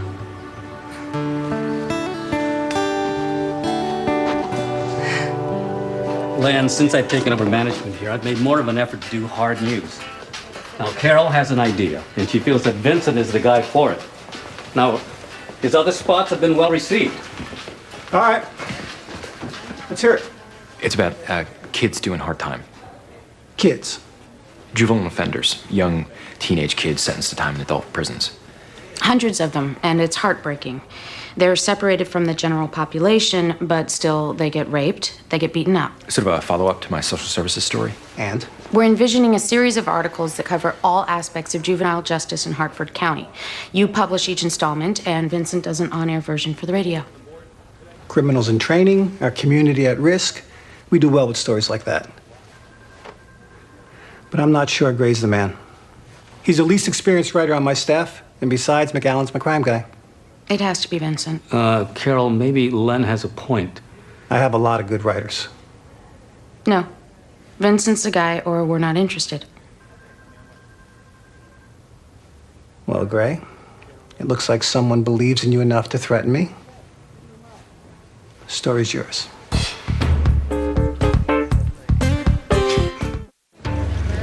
If I had known how great parenting would be, I would have done this years ago. It's a miracle, isn't it? watching these little people discover the joys and mysteries of life. Yeah, it's great. And it goes so fast. When?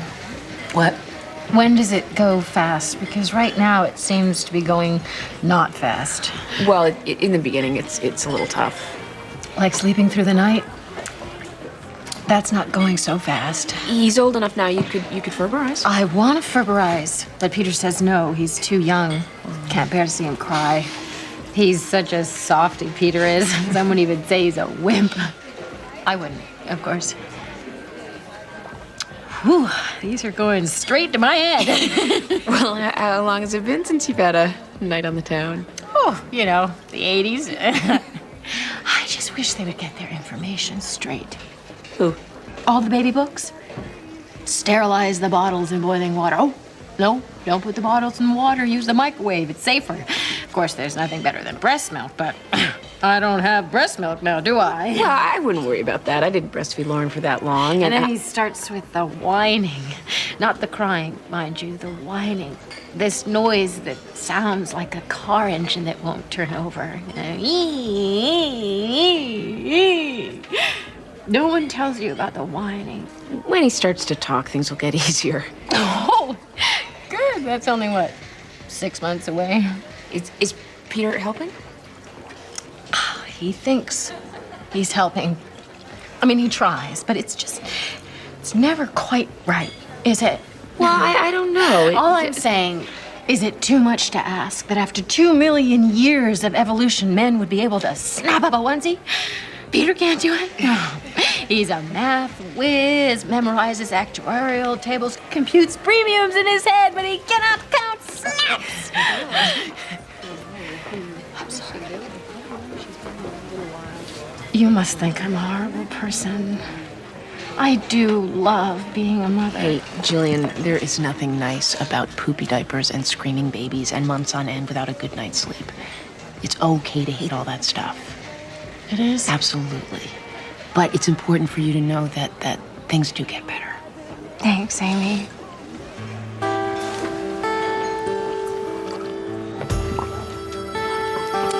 Can we have another?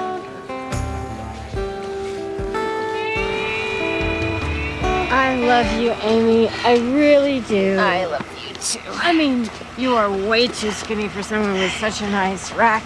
And I hate how pretty you look in the morning without any makeup on. But basically, I just really love you. Okay, there's a step. Can you talk to Peter for me about the rising? Yeah, I'll talk to him. Because I gotta get some sleep. Yeah. Woo! Take my arm. But that would leave you with one. Where have you two been? Oh, drinking and talking and drinking and so on. Where have you been? Look, you better pull yourself together. Why? Is there a surprise? I love surprises. Hey, Julian. Hi, Amy.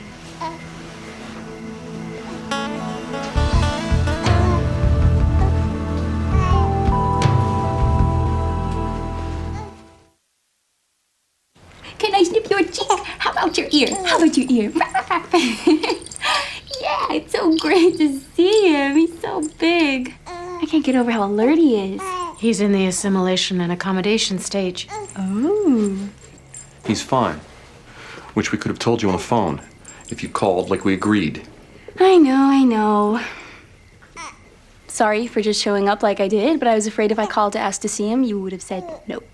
At least we would have had a choice. Peter, come on, everyone. Let's give Ned and Evie a few minutes alone. Hey, what are you looking at? Hi. We have to start thinking about a strategy. We need a plan of action if she decides to challenge the adoption. She can't do that, can she? I don't see any problems. Evie made her decision to give up Ned a long time ago. She can't take it back. But can she hold things up? Just because Evie's here doesn't mean she's gonna try something. What if she files some kind of emergency motion or stay or something? The most she could do is ask for some kind of formal visitation agreement. What's that? Well, it would allow her to be involved in Ned's life a little. Just birthdays, holidays. Oh, God.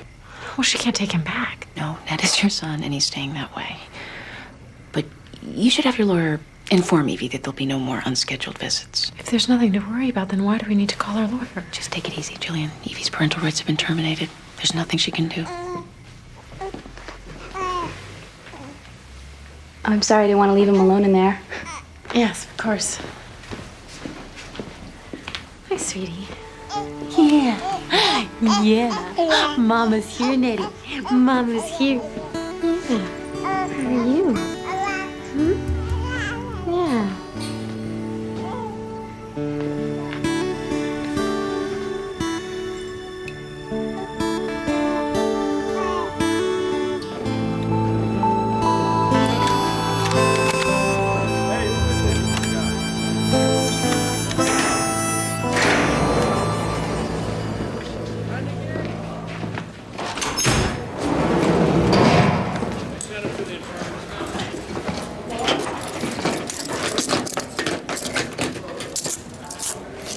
Is that really necessary? No physical contact. We can terminate the visit at any time. Otherwise, you got 20 minutes.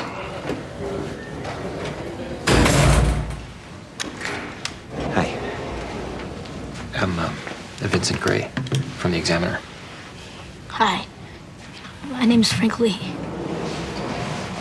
Thanks for meeting with me. Are you going to get me out of here? I'm not sure I can do that. Because other lawyers said that we could maybe make an appeal. I'm not a lawyer. I'm a reporter. Tell them I promised to go to school. I won't ditch. I'll listen to Janine. I'll do whatever she says. Do you know why you're in here? It wasn't my idea to rob the quick shop. It was Tony's. He said no one would get hurt. And I didn't know about the gun. Your lawyer told me that you're serving 4 years. Yeah. But Tony, he only got Long Lane. But he had the gun. It's not fair. No, it probably isn't. Can you help me? You can tell him about the gun. Yeah, maybe I can. I mean, I want to tell your story. I'm missing school. I was supposed to make a relief map of South America in Miss Duncan's class. Maybe they'll let you hand it in late. You think? I miss my family. That man that was killed, he had a family too. It's just that this girl has spent her entire childhood in foster care. Miss Gray, Maxine, when you gave this to me 2 weeks ago, you must have known I couldn't possibly be ready by Saturday. I know. Yes. But Susanna wants to be adopted before her 18th birthday in 3 weeks. We are talking about half a city block near the West End, right on the Fulham Road. My client would, what is the word, kill me if I stayed in Hartford an extra day and botched this. You show up for court at noon. You get on a plane 1 hour later. 2 at most. In midday traffic? I don't drive that fast. We'll provide a car at our expense. DCF is going to send a car for me? Maxine Gray is going to send a car. I'll pay out of pocket. Sorry, no. Ms. Lansdowne, I have been with DCF for over 30 years. I've seen my share of pressing cases, and I've made many of them work, one way or another, because lives were at stake or something was about to be done that couldn't be undone. Just this once. I would like to see the system provide more than food and shelter and basic safety. I would like this once to see us grant a wish.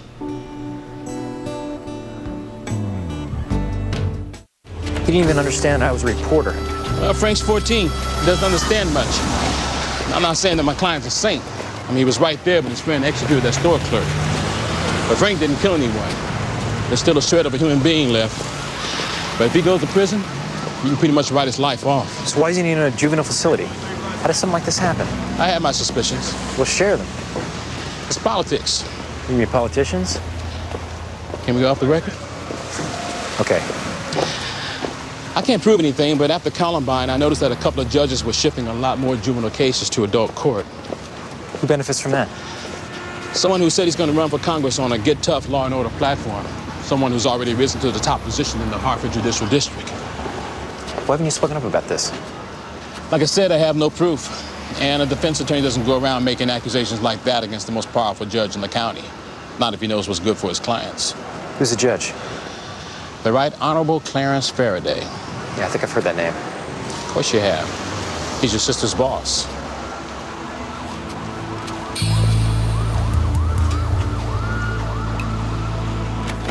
Okay. That's 24 adoptions, you alone, and there might be some spillover from other judges. Up or down? Down. Faraday's very excited about this, you know. Not gonna get any credit. Well, that's not what I'm in it for. Earrings? Judge Gray, I'm really not comfortable in the girlfriend role. Right. Sorry. But I'm sure your date's gonna go fine.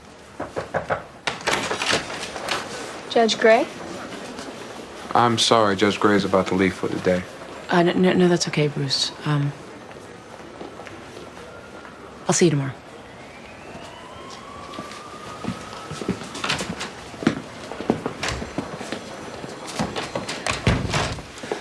What can I do for you, Evie?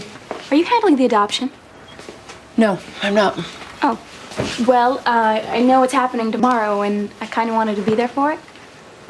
Well, that's up to Peter and Jillian. They'll just say no. That's their right. I might have made a mistake giving up my baby. Do you think Jillian and Peter are going to be good parents? I think they are. Well, Jillian seemed a little drunk the other night. Does she drink often? Jillian's an excellent mother. What's more, she and Peter are the only parents that Ned has ever known. Well, I have this friend who's a lawyer, and he was telling me that maybe I could get visitation so I'd be allowed to see Ned sometimes. Yes, that's true. What if I did that? Well, it would mean that you and Peter and Jillian would work out some kind of an agreement, schedule certain dates, and stick to them. You can't just show up whenever you want to. And if I found the father, he'd have certain rights too? Yes, of course, biological fathers always have certain rights, but that... I was just wondering. Evie, what you're proposing is not necessarily in the best interests of the child.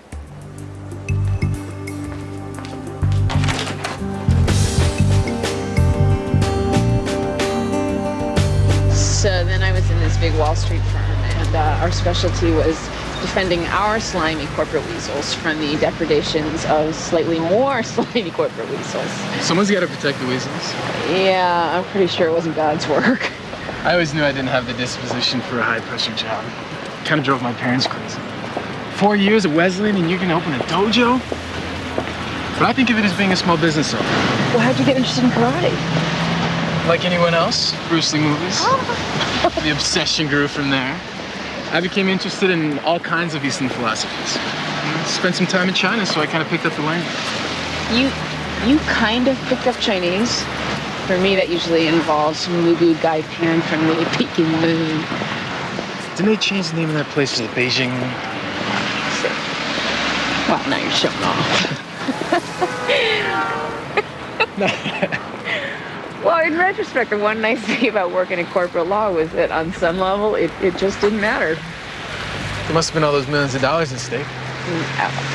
If I filed late for the SEC, no 6-year-old would get molested by her stepfather. If I drew up an imperfect contract, I wouldn't give some sadist the chance to pour cough syrup in his son's ear until he passed out. God. Well, you're the black belt. You got any wax on, wax off wisdom for me? All I know is kids grow up powerless. That's what we're all angry about. I try to create a place for my kids where they have power, strength, will. Maybe that's what you do. That absolutely did not help you at all, did it? No. No, actually it did. Thanks. Anyone ever tell you you look good in winter? Can you say that in Mandarin?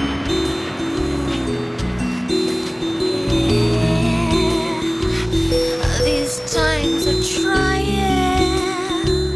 Inside I'm smiling. I wanna feel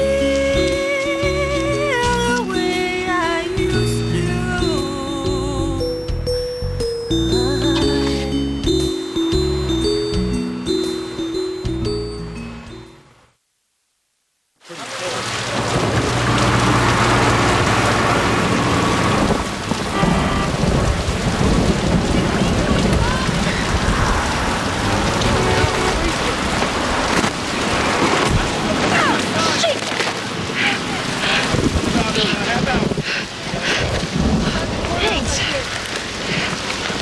What's going on? I saw the news last night. They said light showers. Light showers and freezing rain. What the hell is freezing rain anyway? Is that polite for golf ball size sleet? You look terrible. My car wouldn't start. Oh no, you walked?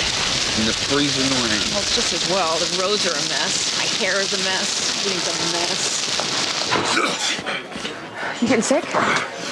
I'm sure it's just allergies. We should just cancel this whole thing. Oh, yo, whoa, whoa, young man, slow down.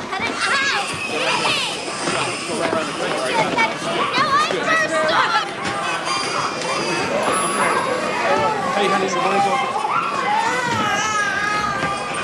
this is not quite what I pictured. Don't worry, it'll be fine. Oh, look, the scary guy from Channel 10. I've had nightmares about that tooth factor. People ask me, Judge Faraday, why are you doing this? And I tell them, Adoption Day is all about the kids. It's all about family. Do you have any anti-nausea drugs? Let's get out of here. Oh, there's one of our esteemed judges now. Judge Gray.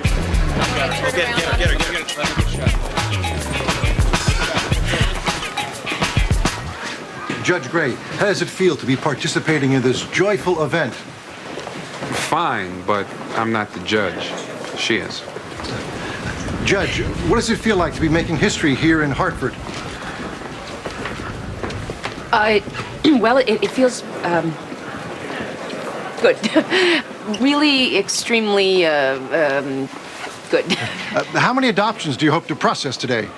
Well, we're looking at about 200, and we're hoping to... Can we cut, please? I'm sorry, but she's not coming across so well. Let's go back to Judge Faraday. Baby. I'll be fine. I'll be fine.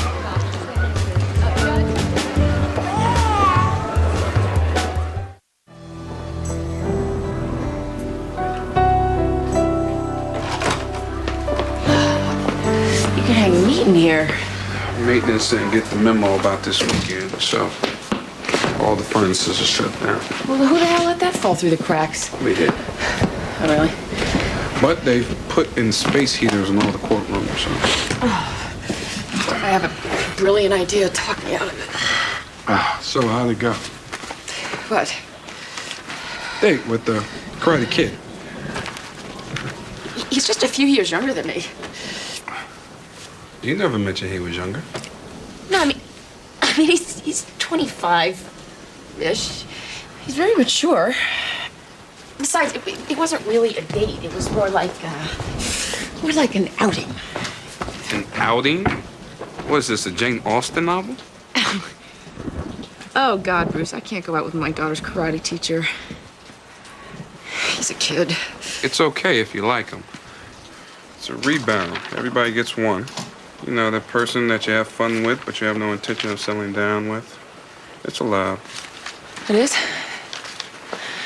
What happens in a rebound relationship? Mostly sex.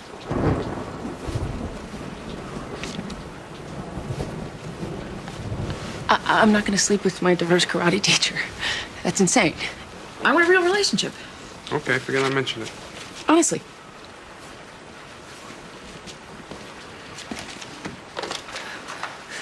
Who are you calling?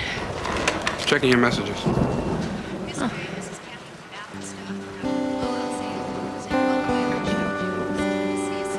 Anything? No. Oh. I'll just go fire up the space heater. Thanks.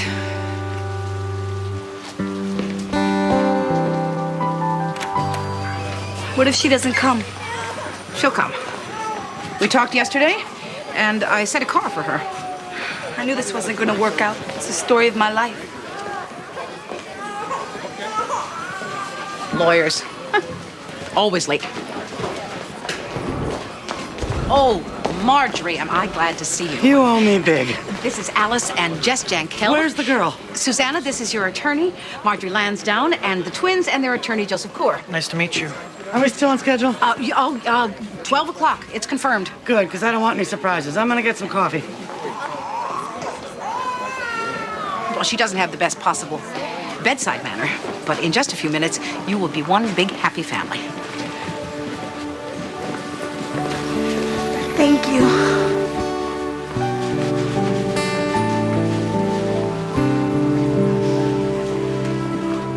Well, I'm sorry about the temperature, Mr. and Mrs. Plattner, but that won't prevent us from getting on with the business at hand, which is making Megan your officially adopted daughter. Now, I see you brought some other people with you today. Would you like to introduce yourself, you guys? These are our sons, Stephen and Jeffrey. They were adopted last year. Oh, and now it's Megan's turn. Megan, are you excited? I'm cold. Yes, we're all cold. So we'll try to do this as quickly as possible. Now, once I issue the adoption certificate, Megan will be your real daughter and must be treated in all respects as your lawful child. You will bear the same rights and responsibility towards her as you do towards your other Yes. children. We understand. Before I sign the certificate, let me just say, on a personal note, what a pleasure it is to meet people like yourselves who open your hearts and your homes to children in need. Families are the touchstone of our society. Judge Gray, I'm sorry. We've been through this twice already, and with the weather so bad, we like to just get on the road while we still can. Of course. Well, then, by order of this court, by the power invested in me by the County of Hartford and the State of Connecticut, I hereby sign and issue the adoption certificate for Megan Louise Plattner. Congratulations. Thank you. Well, would she like a teddy bear? We already got some, thank you.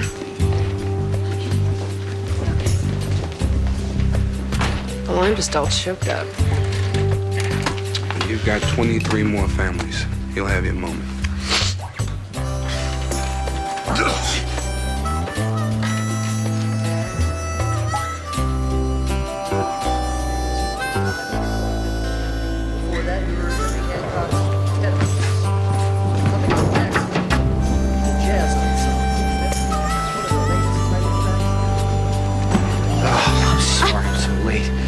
Buses aren't moving. I had to walk. It's sleeting like crazy. Really? I thought it was freezing rain.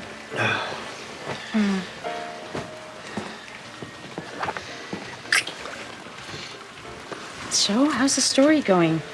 You didn't call last night. I figured you were onto something. I've kind of a situation. Didn't you talk to Frank Lee? Yeah, I talked to him. Look, Carol, I can't do this piece. What? Why? Because I can't. This is a good story, and somebody should follow up on it, but it can't be me. Vincent, I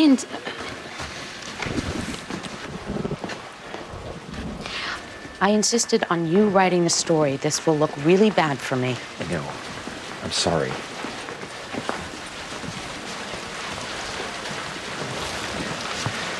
This is much bigger than we imagined. It's a political thing. It goes way up the ladder. Wait a second, high-level corruption?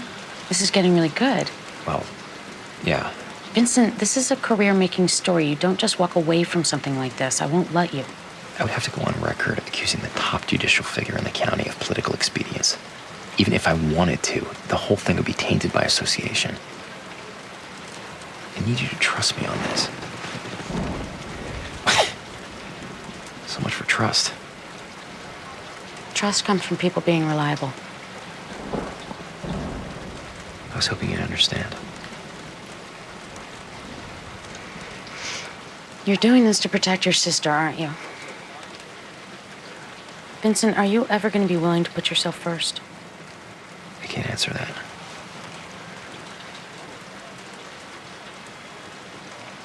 Then no one else will either.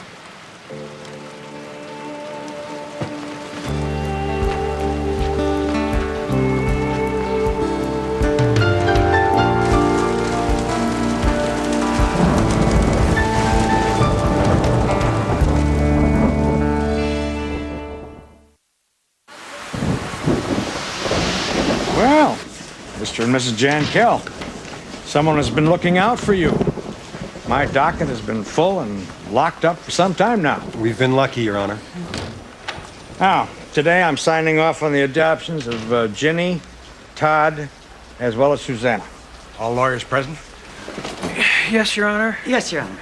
Well, let's get the formalities out of the way. First, in the matter of Susanna, Miss Lansdowne has submitted all of the necessary papers. Now, Susanna, you realize you're being adopted and that you will, from this day forward, be considered the legal child of Alice and Jess Jankel. Yes, sir. Mr. and Mrs. Jankel, you realize that Susanna is entitled to all rights. Yes, Your Honor. All right, then, to the matter of the twins, Ginny and Todd. Do you understand that you're being adopted by the Jankels, and do you agree with these terms? Yes, sir. No, sir. Todd, what do you mean? No, I don't want to be adopted. Todd, since you're 12, you can't be adopted without your consent. Now, you realize your statement will be recorded and cannot be recanted. Yes, sir. Your Honor, with his parents' permission, I'd like an opportunity to speak with Todd. All right, but only 10 minutes, Miss Gray. We've got a lot of adoptions to get to.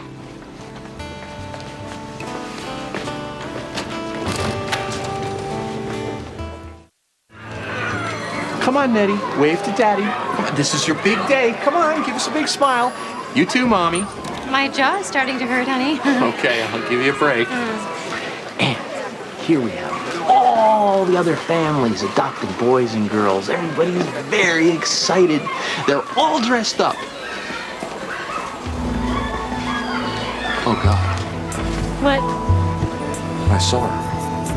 Who? Phoebe? You never told anyone you didn't want to be adopted? Well, nobody asked. Don't you like the Jankels? Sure, they're nice. Well, don't you want to stay with them and grow up in their house? Sure. Then why don't you want to be adopted? Because then Alice would be my mom, and I already have a mom. Your mom has been gone for a long time. I know. She left us in a grocery store, I remember. She told us to wait by the cereal. So we waited for like 2 hours. But she never came. Honey, it's been 8 years. We haven't heard a word from your mother. But you can't promise she'll never come back. No, I can't. Can I live with Jankels even if I'm not adopted? Yes? Okay, then I don't want to be adopted because if my mom ever comes back, then I don't want to be her kid again.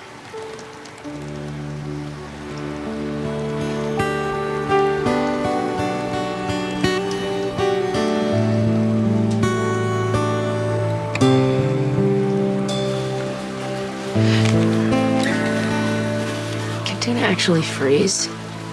Apparently so. Hey, am I interrupting? Just having some tuna Slurpees. Vincent, I didn't think you'd be able to come. Oh, no problem. Just to mush the ice sled on over. Well, what about your story? I kind of fell through.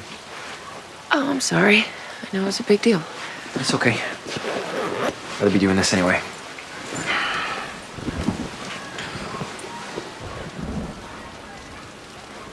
Okay, I'll just go chisel the ice off your bench.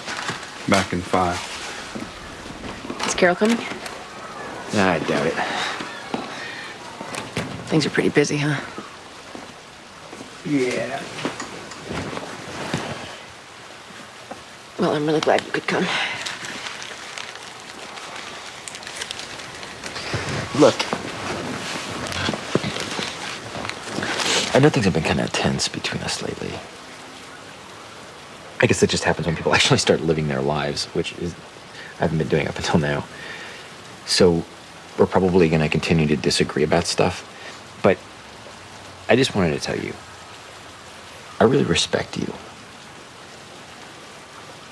And I think what you do is incredible. Vincent, I really needed to hear that. And also, I love you. Oh. Oh my God. And also, your nose is running. It is?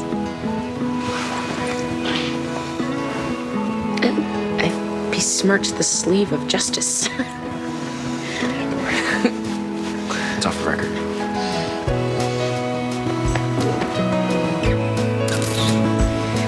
Okay, that's it. Congratulations.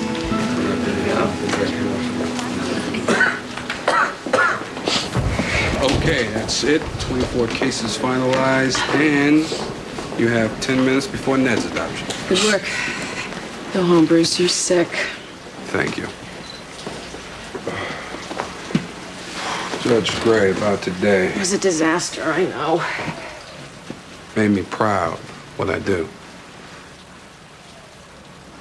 Thank you. Oh. Well, thank you, too.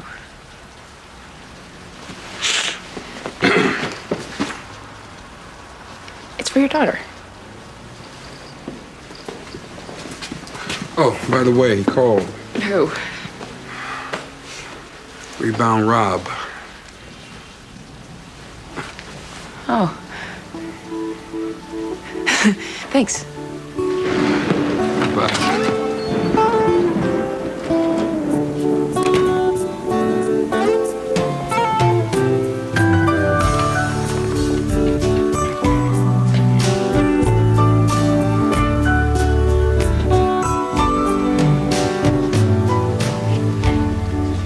Peter and Jillian, congratulations on your big day. And welcome to the whole extended family. Well, I see all your paperwork is in order. I would expect no less from such a legal family. I also see that Ned has gotten his teddy bear, which is very important. I'm sorry, this is a closed proceeding unless you're with the family. No, she's not. Who are you, young lady? Do you care to identify yourself? I'm the,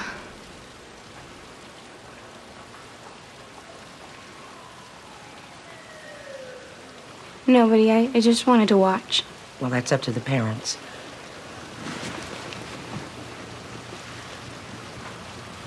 She can stay. Then let's proceed. Peter, Jillian, once I issue this decree, Ned will become your son in every sense of the word. You bear all legal responsibilities towards him, including rights of inheritance. Is that understood? Yes. Yes. And we'll have to assume that Ned would agree to be adopted if he could speak.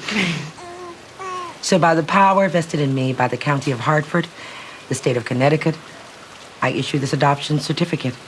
Edward Matthew Gray is all yours. Congratulations.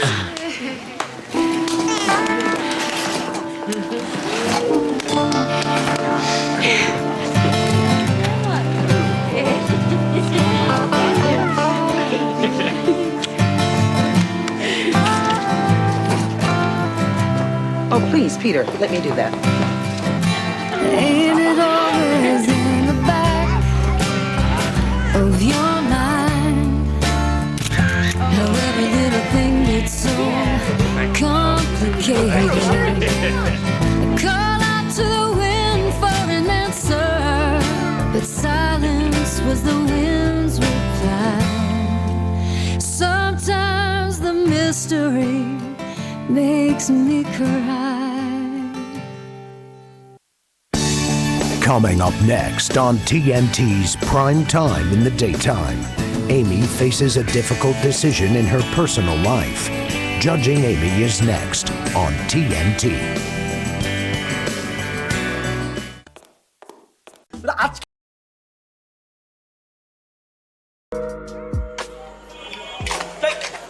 ও তুমি ডরাইছেন?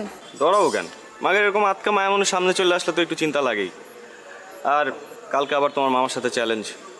বইলা আইসো শেষবার মতো চুল দাঁড়িয়ে আশ্রয় আসতে।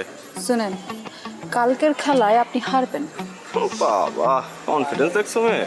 যদি না হারছেন তাহলে কিন্তু বললাম এটা দিয়ে আমি আমার হাতে আপনার নাম লিখুন। মানে তো তখনই বুঝবেন যখন এটা দায় আপনার উপর পড়ব। সরেন। আরে ভাই, নাম লিখবা মানে? কি মুসিবতে বললাম, জিততে না পারে এখন 2 নাম্বারই।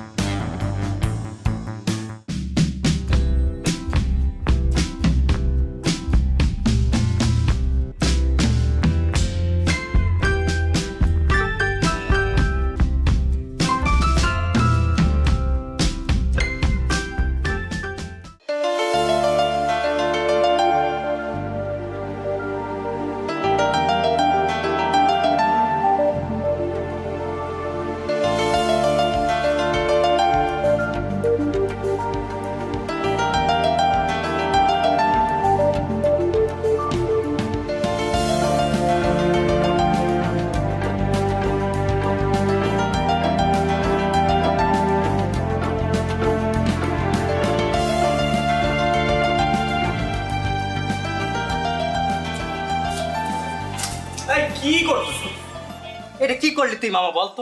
শেষ পর্যন্ত ওই হাবলু মামার কাছে। সরি বলছি তো, মিস্টেক হয়েছে। আর এটা খেলা না, খেলাতে হার জিত থাকি। এই কথা তুই বলতেছিস? 3 বারের চ্যাম্পিয়ন নিলয় বলতেছে এই কথা, শেষ পর্যন্ত খেলায় হার জিত থাকেই।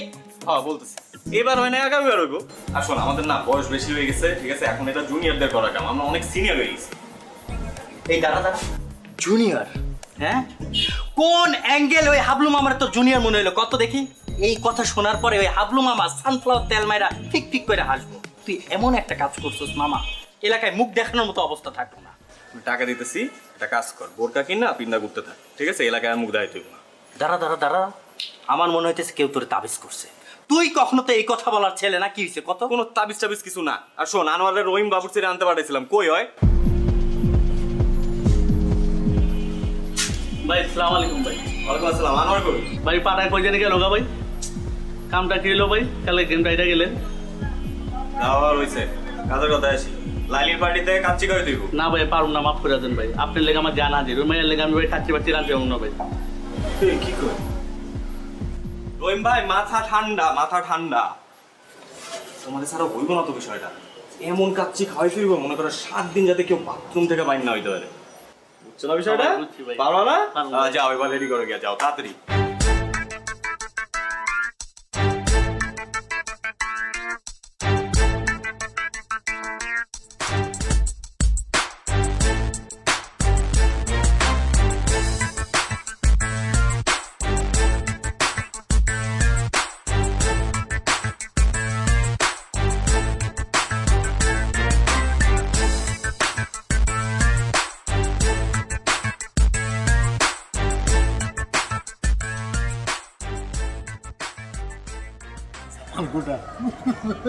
একটু পরে খবর হইব।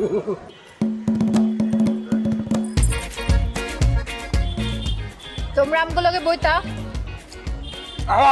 আরে আমরা তো খাবোই, আগে আপ্যায়নটা করে নেই। পুরান ঢাকার ট্রেডিশন তো আপ্যায়ন করা, কি মামা? এই তো দুষ্ট লাইনে আছো, এরকম লাইনে থাকলে তো কোনো সমস্যা হতো না। খুব তো কইছিল খেলার কথা, এখন বুঝছো খেলা কি? এখন একদম ক্লিয়ার মামা। আপনার একটু কাছে দিই। আলু দিই, আলু আলু। না না না, গোস্ত দাও, গোস্ত দাও। এই যে গোস্ত দিই। অনেক মজা হয়েছে। এই লাইলি দাও, লাইলি দাও।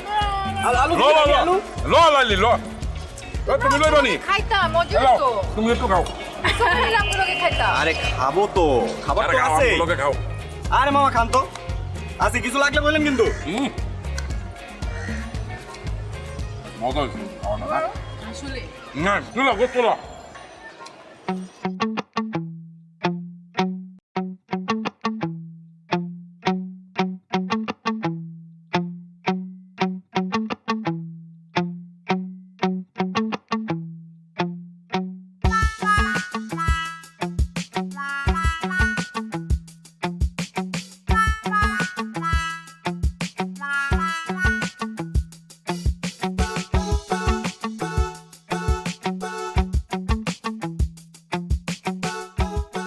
এইবার লইয়া কয়বার হয়েছে?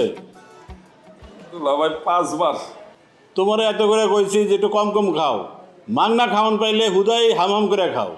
দুলা ভাই আমি তো মাগনা খাওয়ান খাই ভাই, আমরা তো বাজেতে জিতছি আর আমি তো পরিমাণ মতোই খাইছি। বিশ্বাস করেন দুলা ভাই, আমি নিশ্চিত ওরা খাওয়ানোর মধ্যে কিছু মিশাইছে। লাইলিও তো পরিমাণ মতো খাইছে, ওরা তো পেট নামছে শুনছি। হ্যাঁ, মানুষের খায় কাম নাই, তোমার খাওয়ানোর লোকে কিছু মিলাইছে। ভাই আপনি জানেন না, ওরা অনেক ডেঞ্জারাস, অনেক ডেঞ্জারাস দুলা ভাই। ওরা প্রত্যেকটা ধরে ধরে ফাঁসি দেওয়া উচিত দুলা ভাই। আমি খালি একটু সোজা হয়ে দাঁড়াইলি, তারপর দেখেন আমি রাজপথে নামবো, রাজপথে নামবো, আমি আন্দোলন করবো অগো ফাঁসির লিগা। যাও যাও, তুমি তোমার কামে যাও, আমি তোমার লেগে কেড়ে বয়ে থাকো। আপনি একটু বহান ভাই।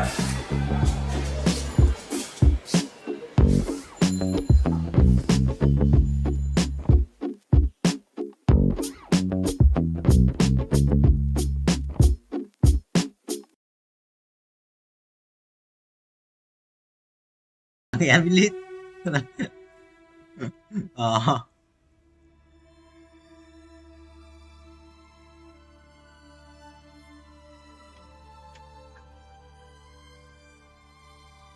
Thì sao?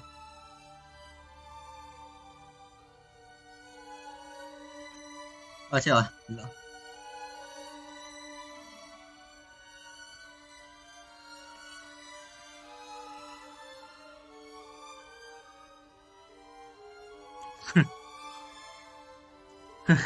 Làm chi? Bố với em trẻ lắm.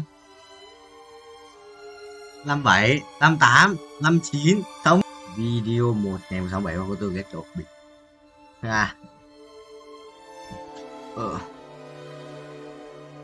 Ok, broccoli.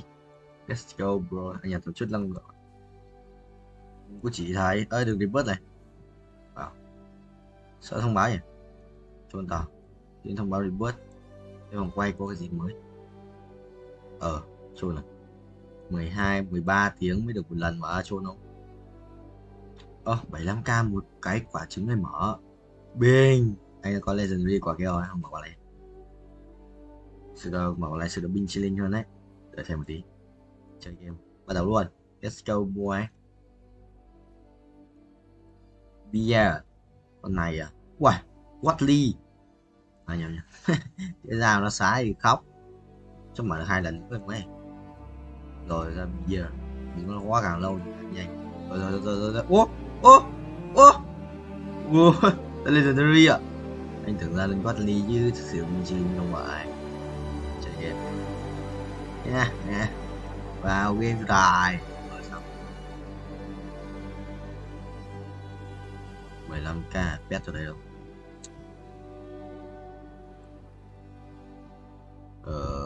Giờ sẽ ghép bao này, nếu đủ tiền ghép bao này sự được căng hết. Cương mà 8 con sẽ được bình hơn. Ok, giờ sẽ bay cho các em xem nhé. Nhà mình đây. Nhà mình đâu? Nhà mình ở kia, thằng ở đấy mình xem đấy vậy, từ xa.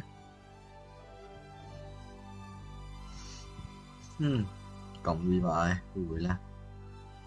Rồi thầy bị bắn rồi. Ôi không.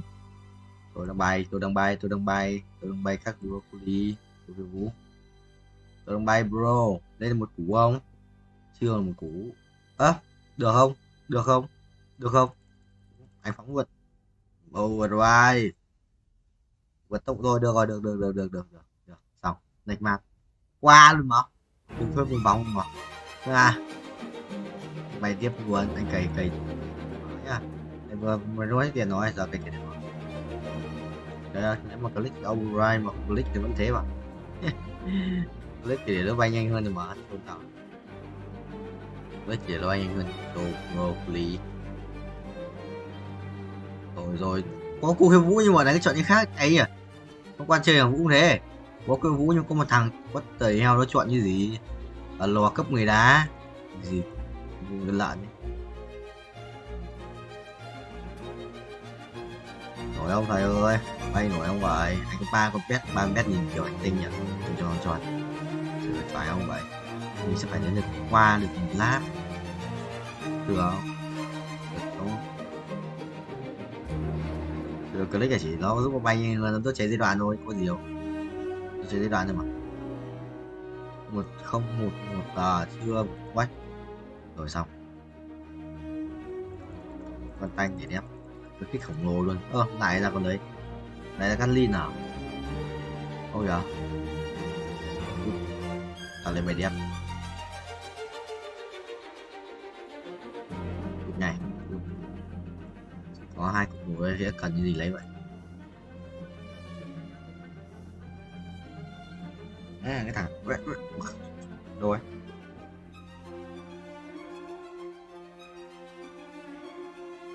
Đâu mà dám với.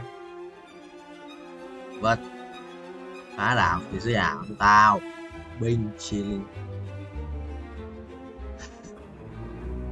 Còn ông vậy nói ai à, nguy hiểm xảy ra trên một ban ra 2 đồ. Ăn uống đầy đủ rồi mày đi. Uống đầy đủ xong. Anh có rất nhiều cái chỗ ăn.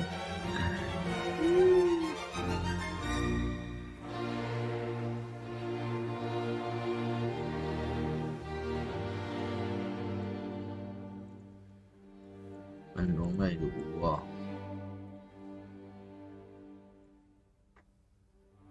Ăn uống đầy đủ à?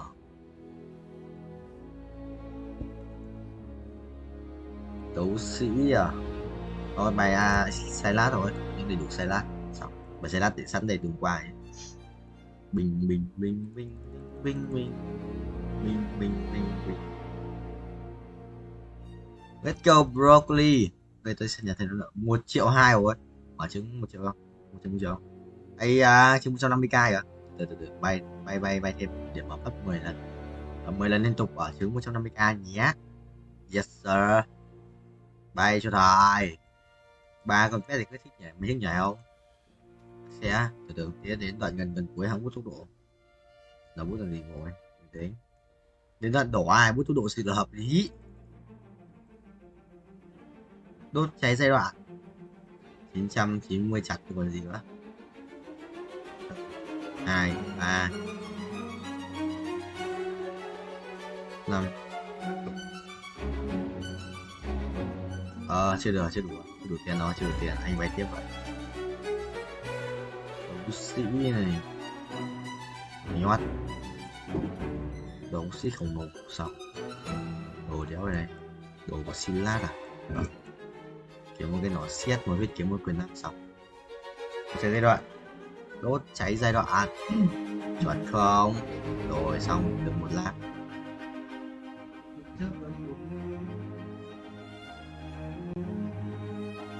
Bao giờ?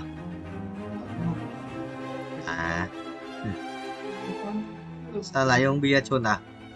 Thấy ông bia gặp mấy cái ông là đánh cờ cùng đấy á? Sao cần long gì? Ý là chầm long về đây luôn rồi gì? Rồi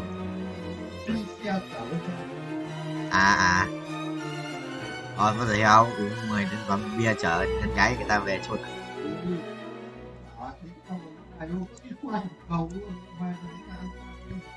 Đang say mà em. Quý quá quý.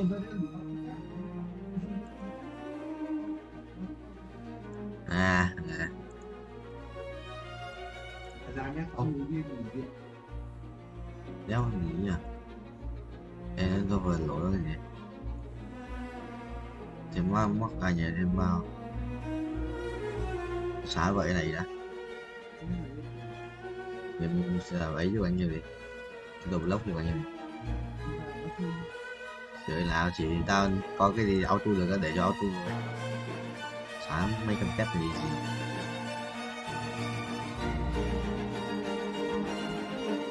Này 7 phút ngày auto.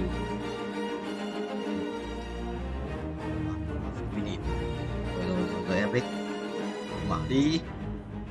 Yes, Ria phút ban nào lâu thì càng tốt. Càng lâu anh càng thích. 5 cái ngoài 1 2 3 cái 45 giờ Ria. Ria hết 1 2 không phải tôi được nó ra Ria rồi. Nó Ria luôn rồi. Thôi bây giờ chạy tiếp, anh ta bay tiếp. Được biết sao nhỉ? Đúng rồi. Để máu kìa, em quan tâm. Anh sẽ bay tiếp kiếm tiền. Ở trong thì để anh xin xóa bằng biết nhỉ? Chưa xóa được. Trốn. Đi chào không?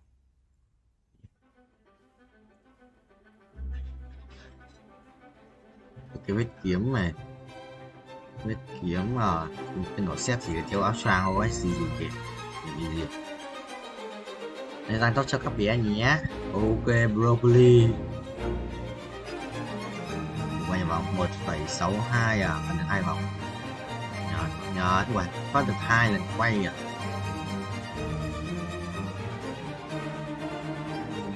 Để reboot thì mới được bây giờ.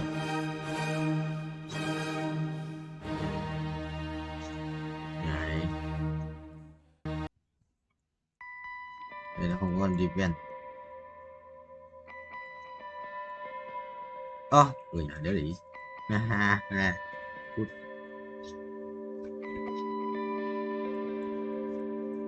Muốn đấu sĩ ở binh hơn đấy.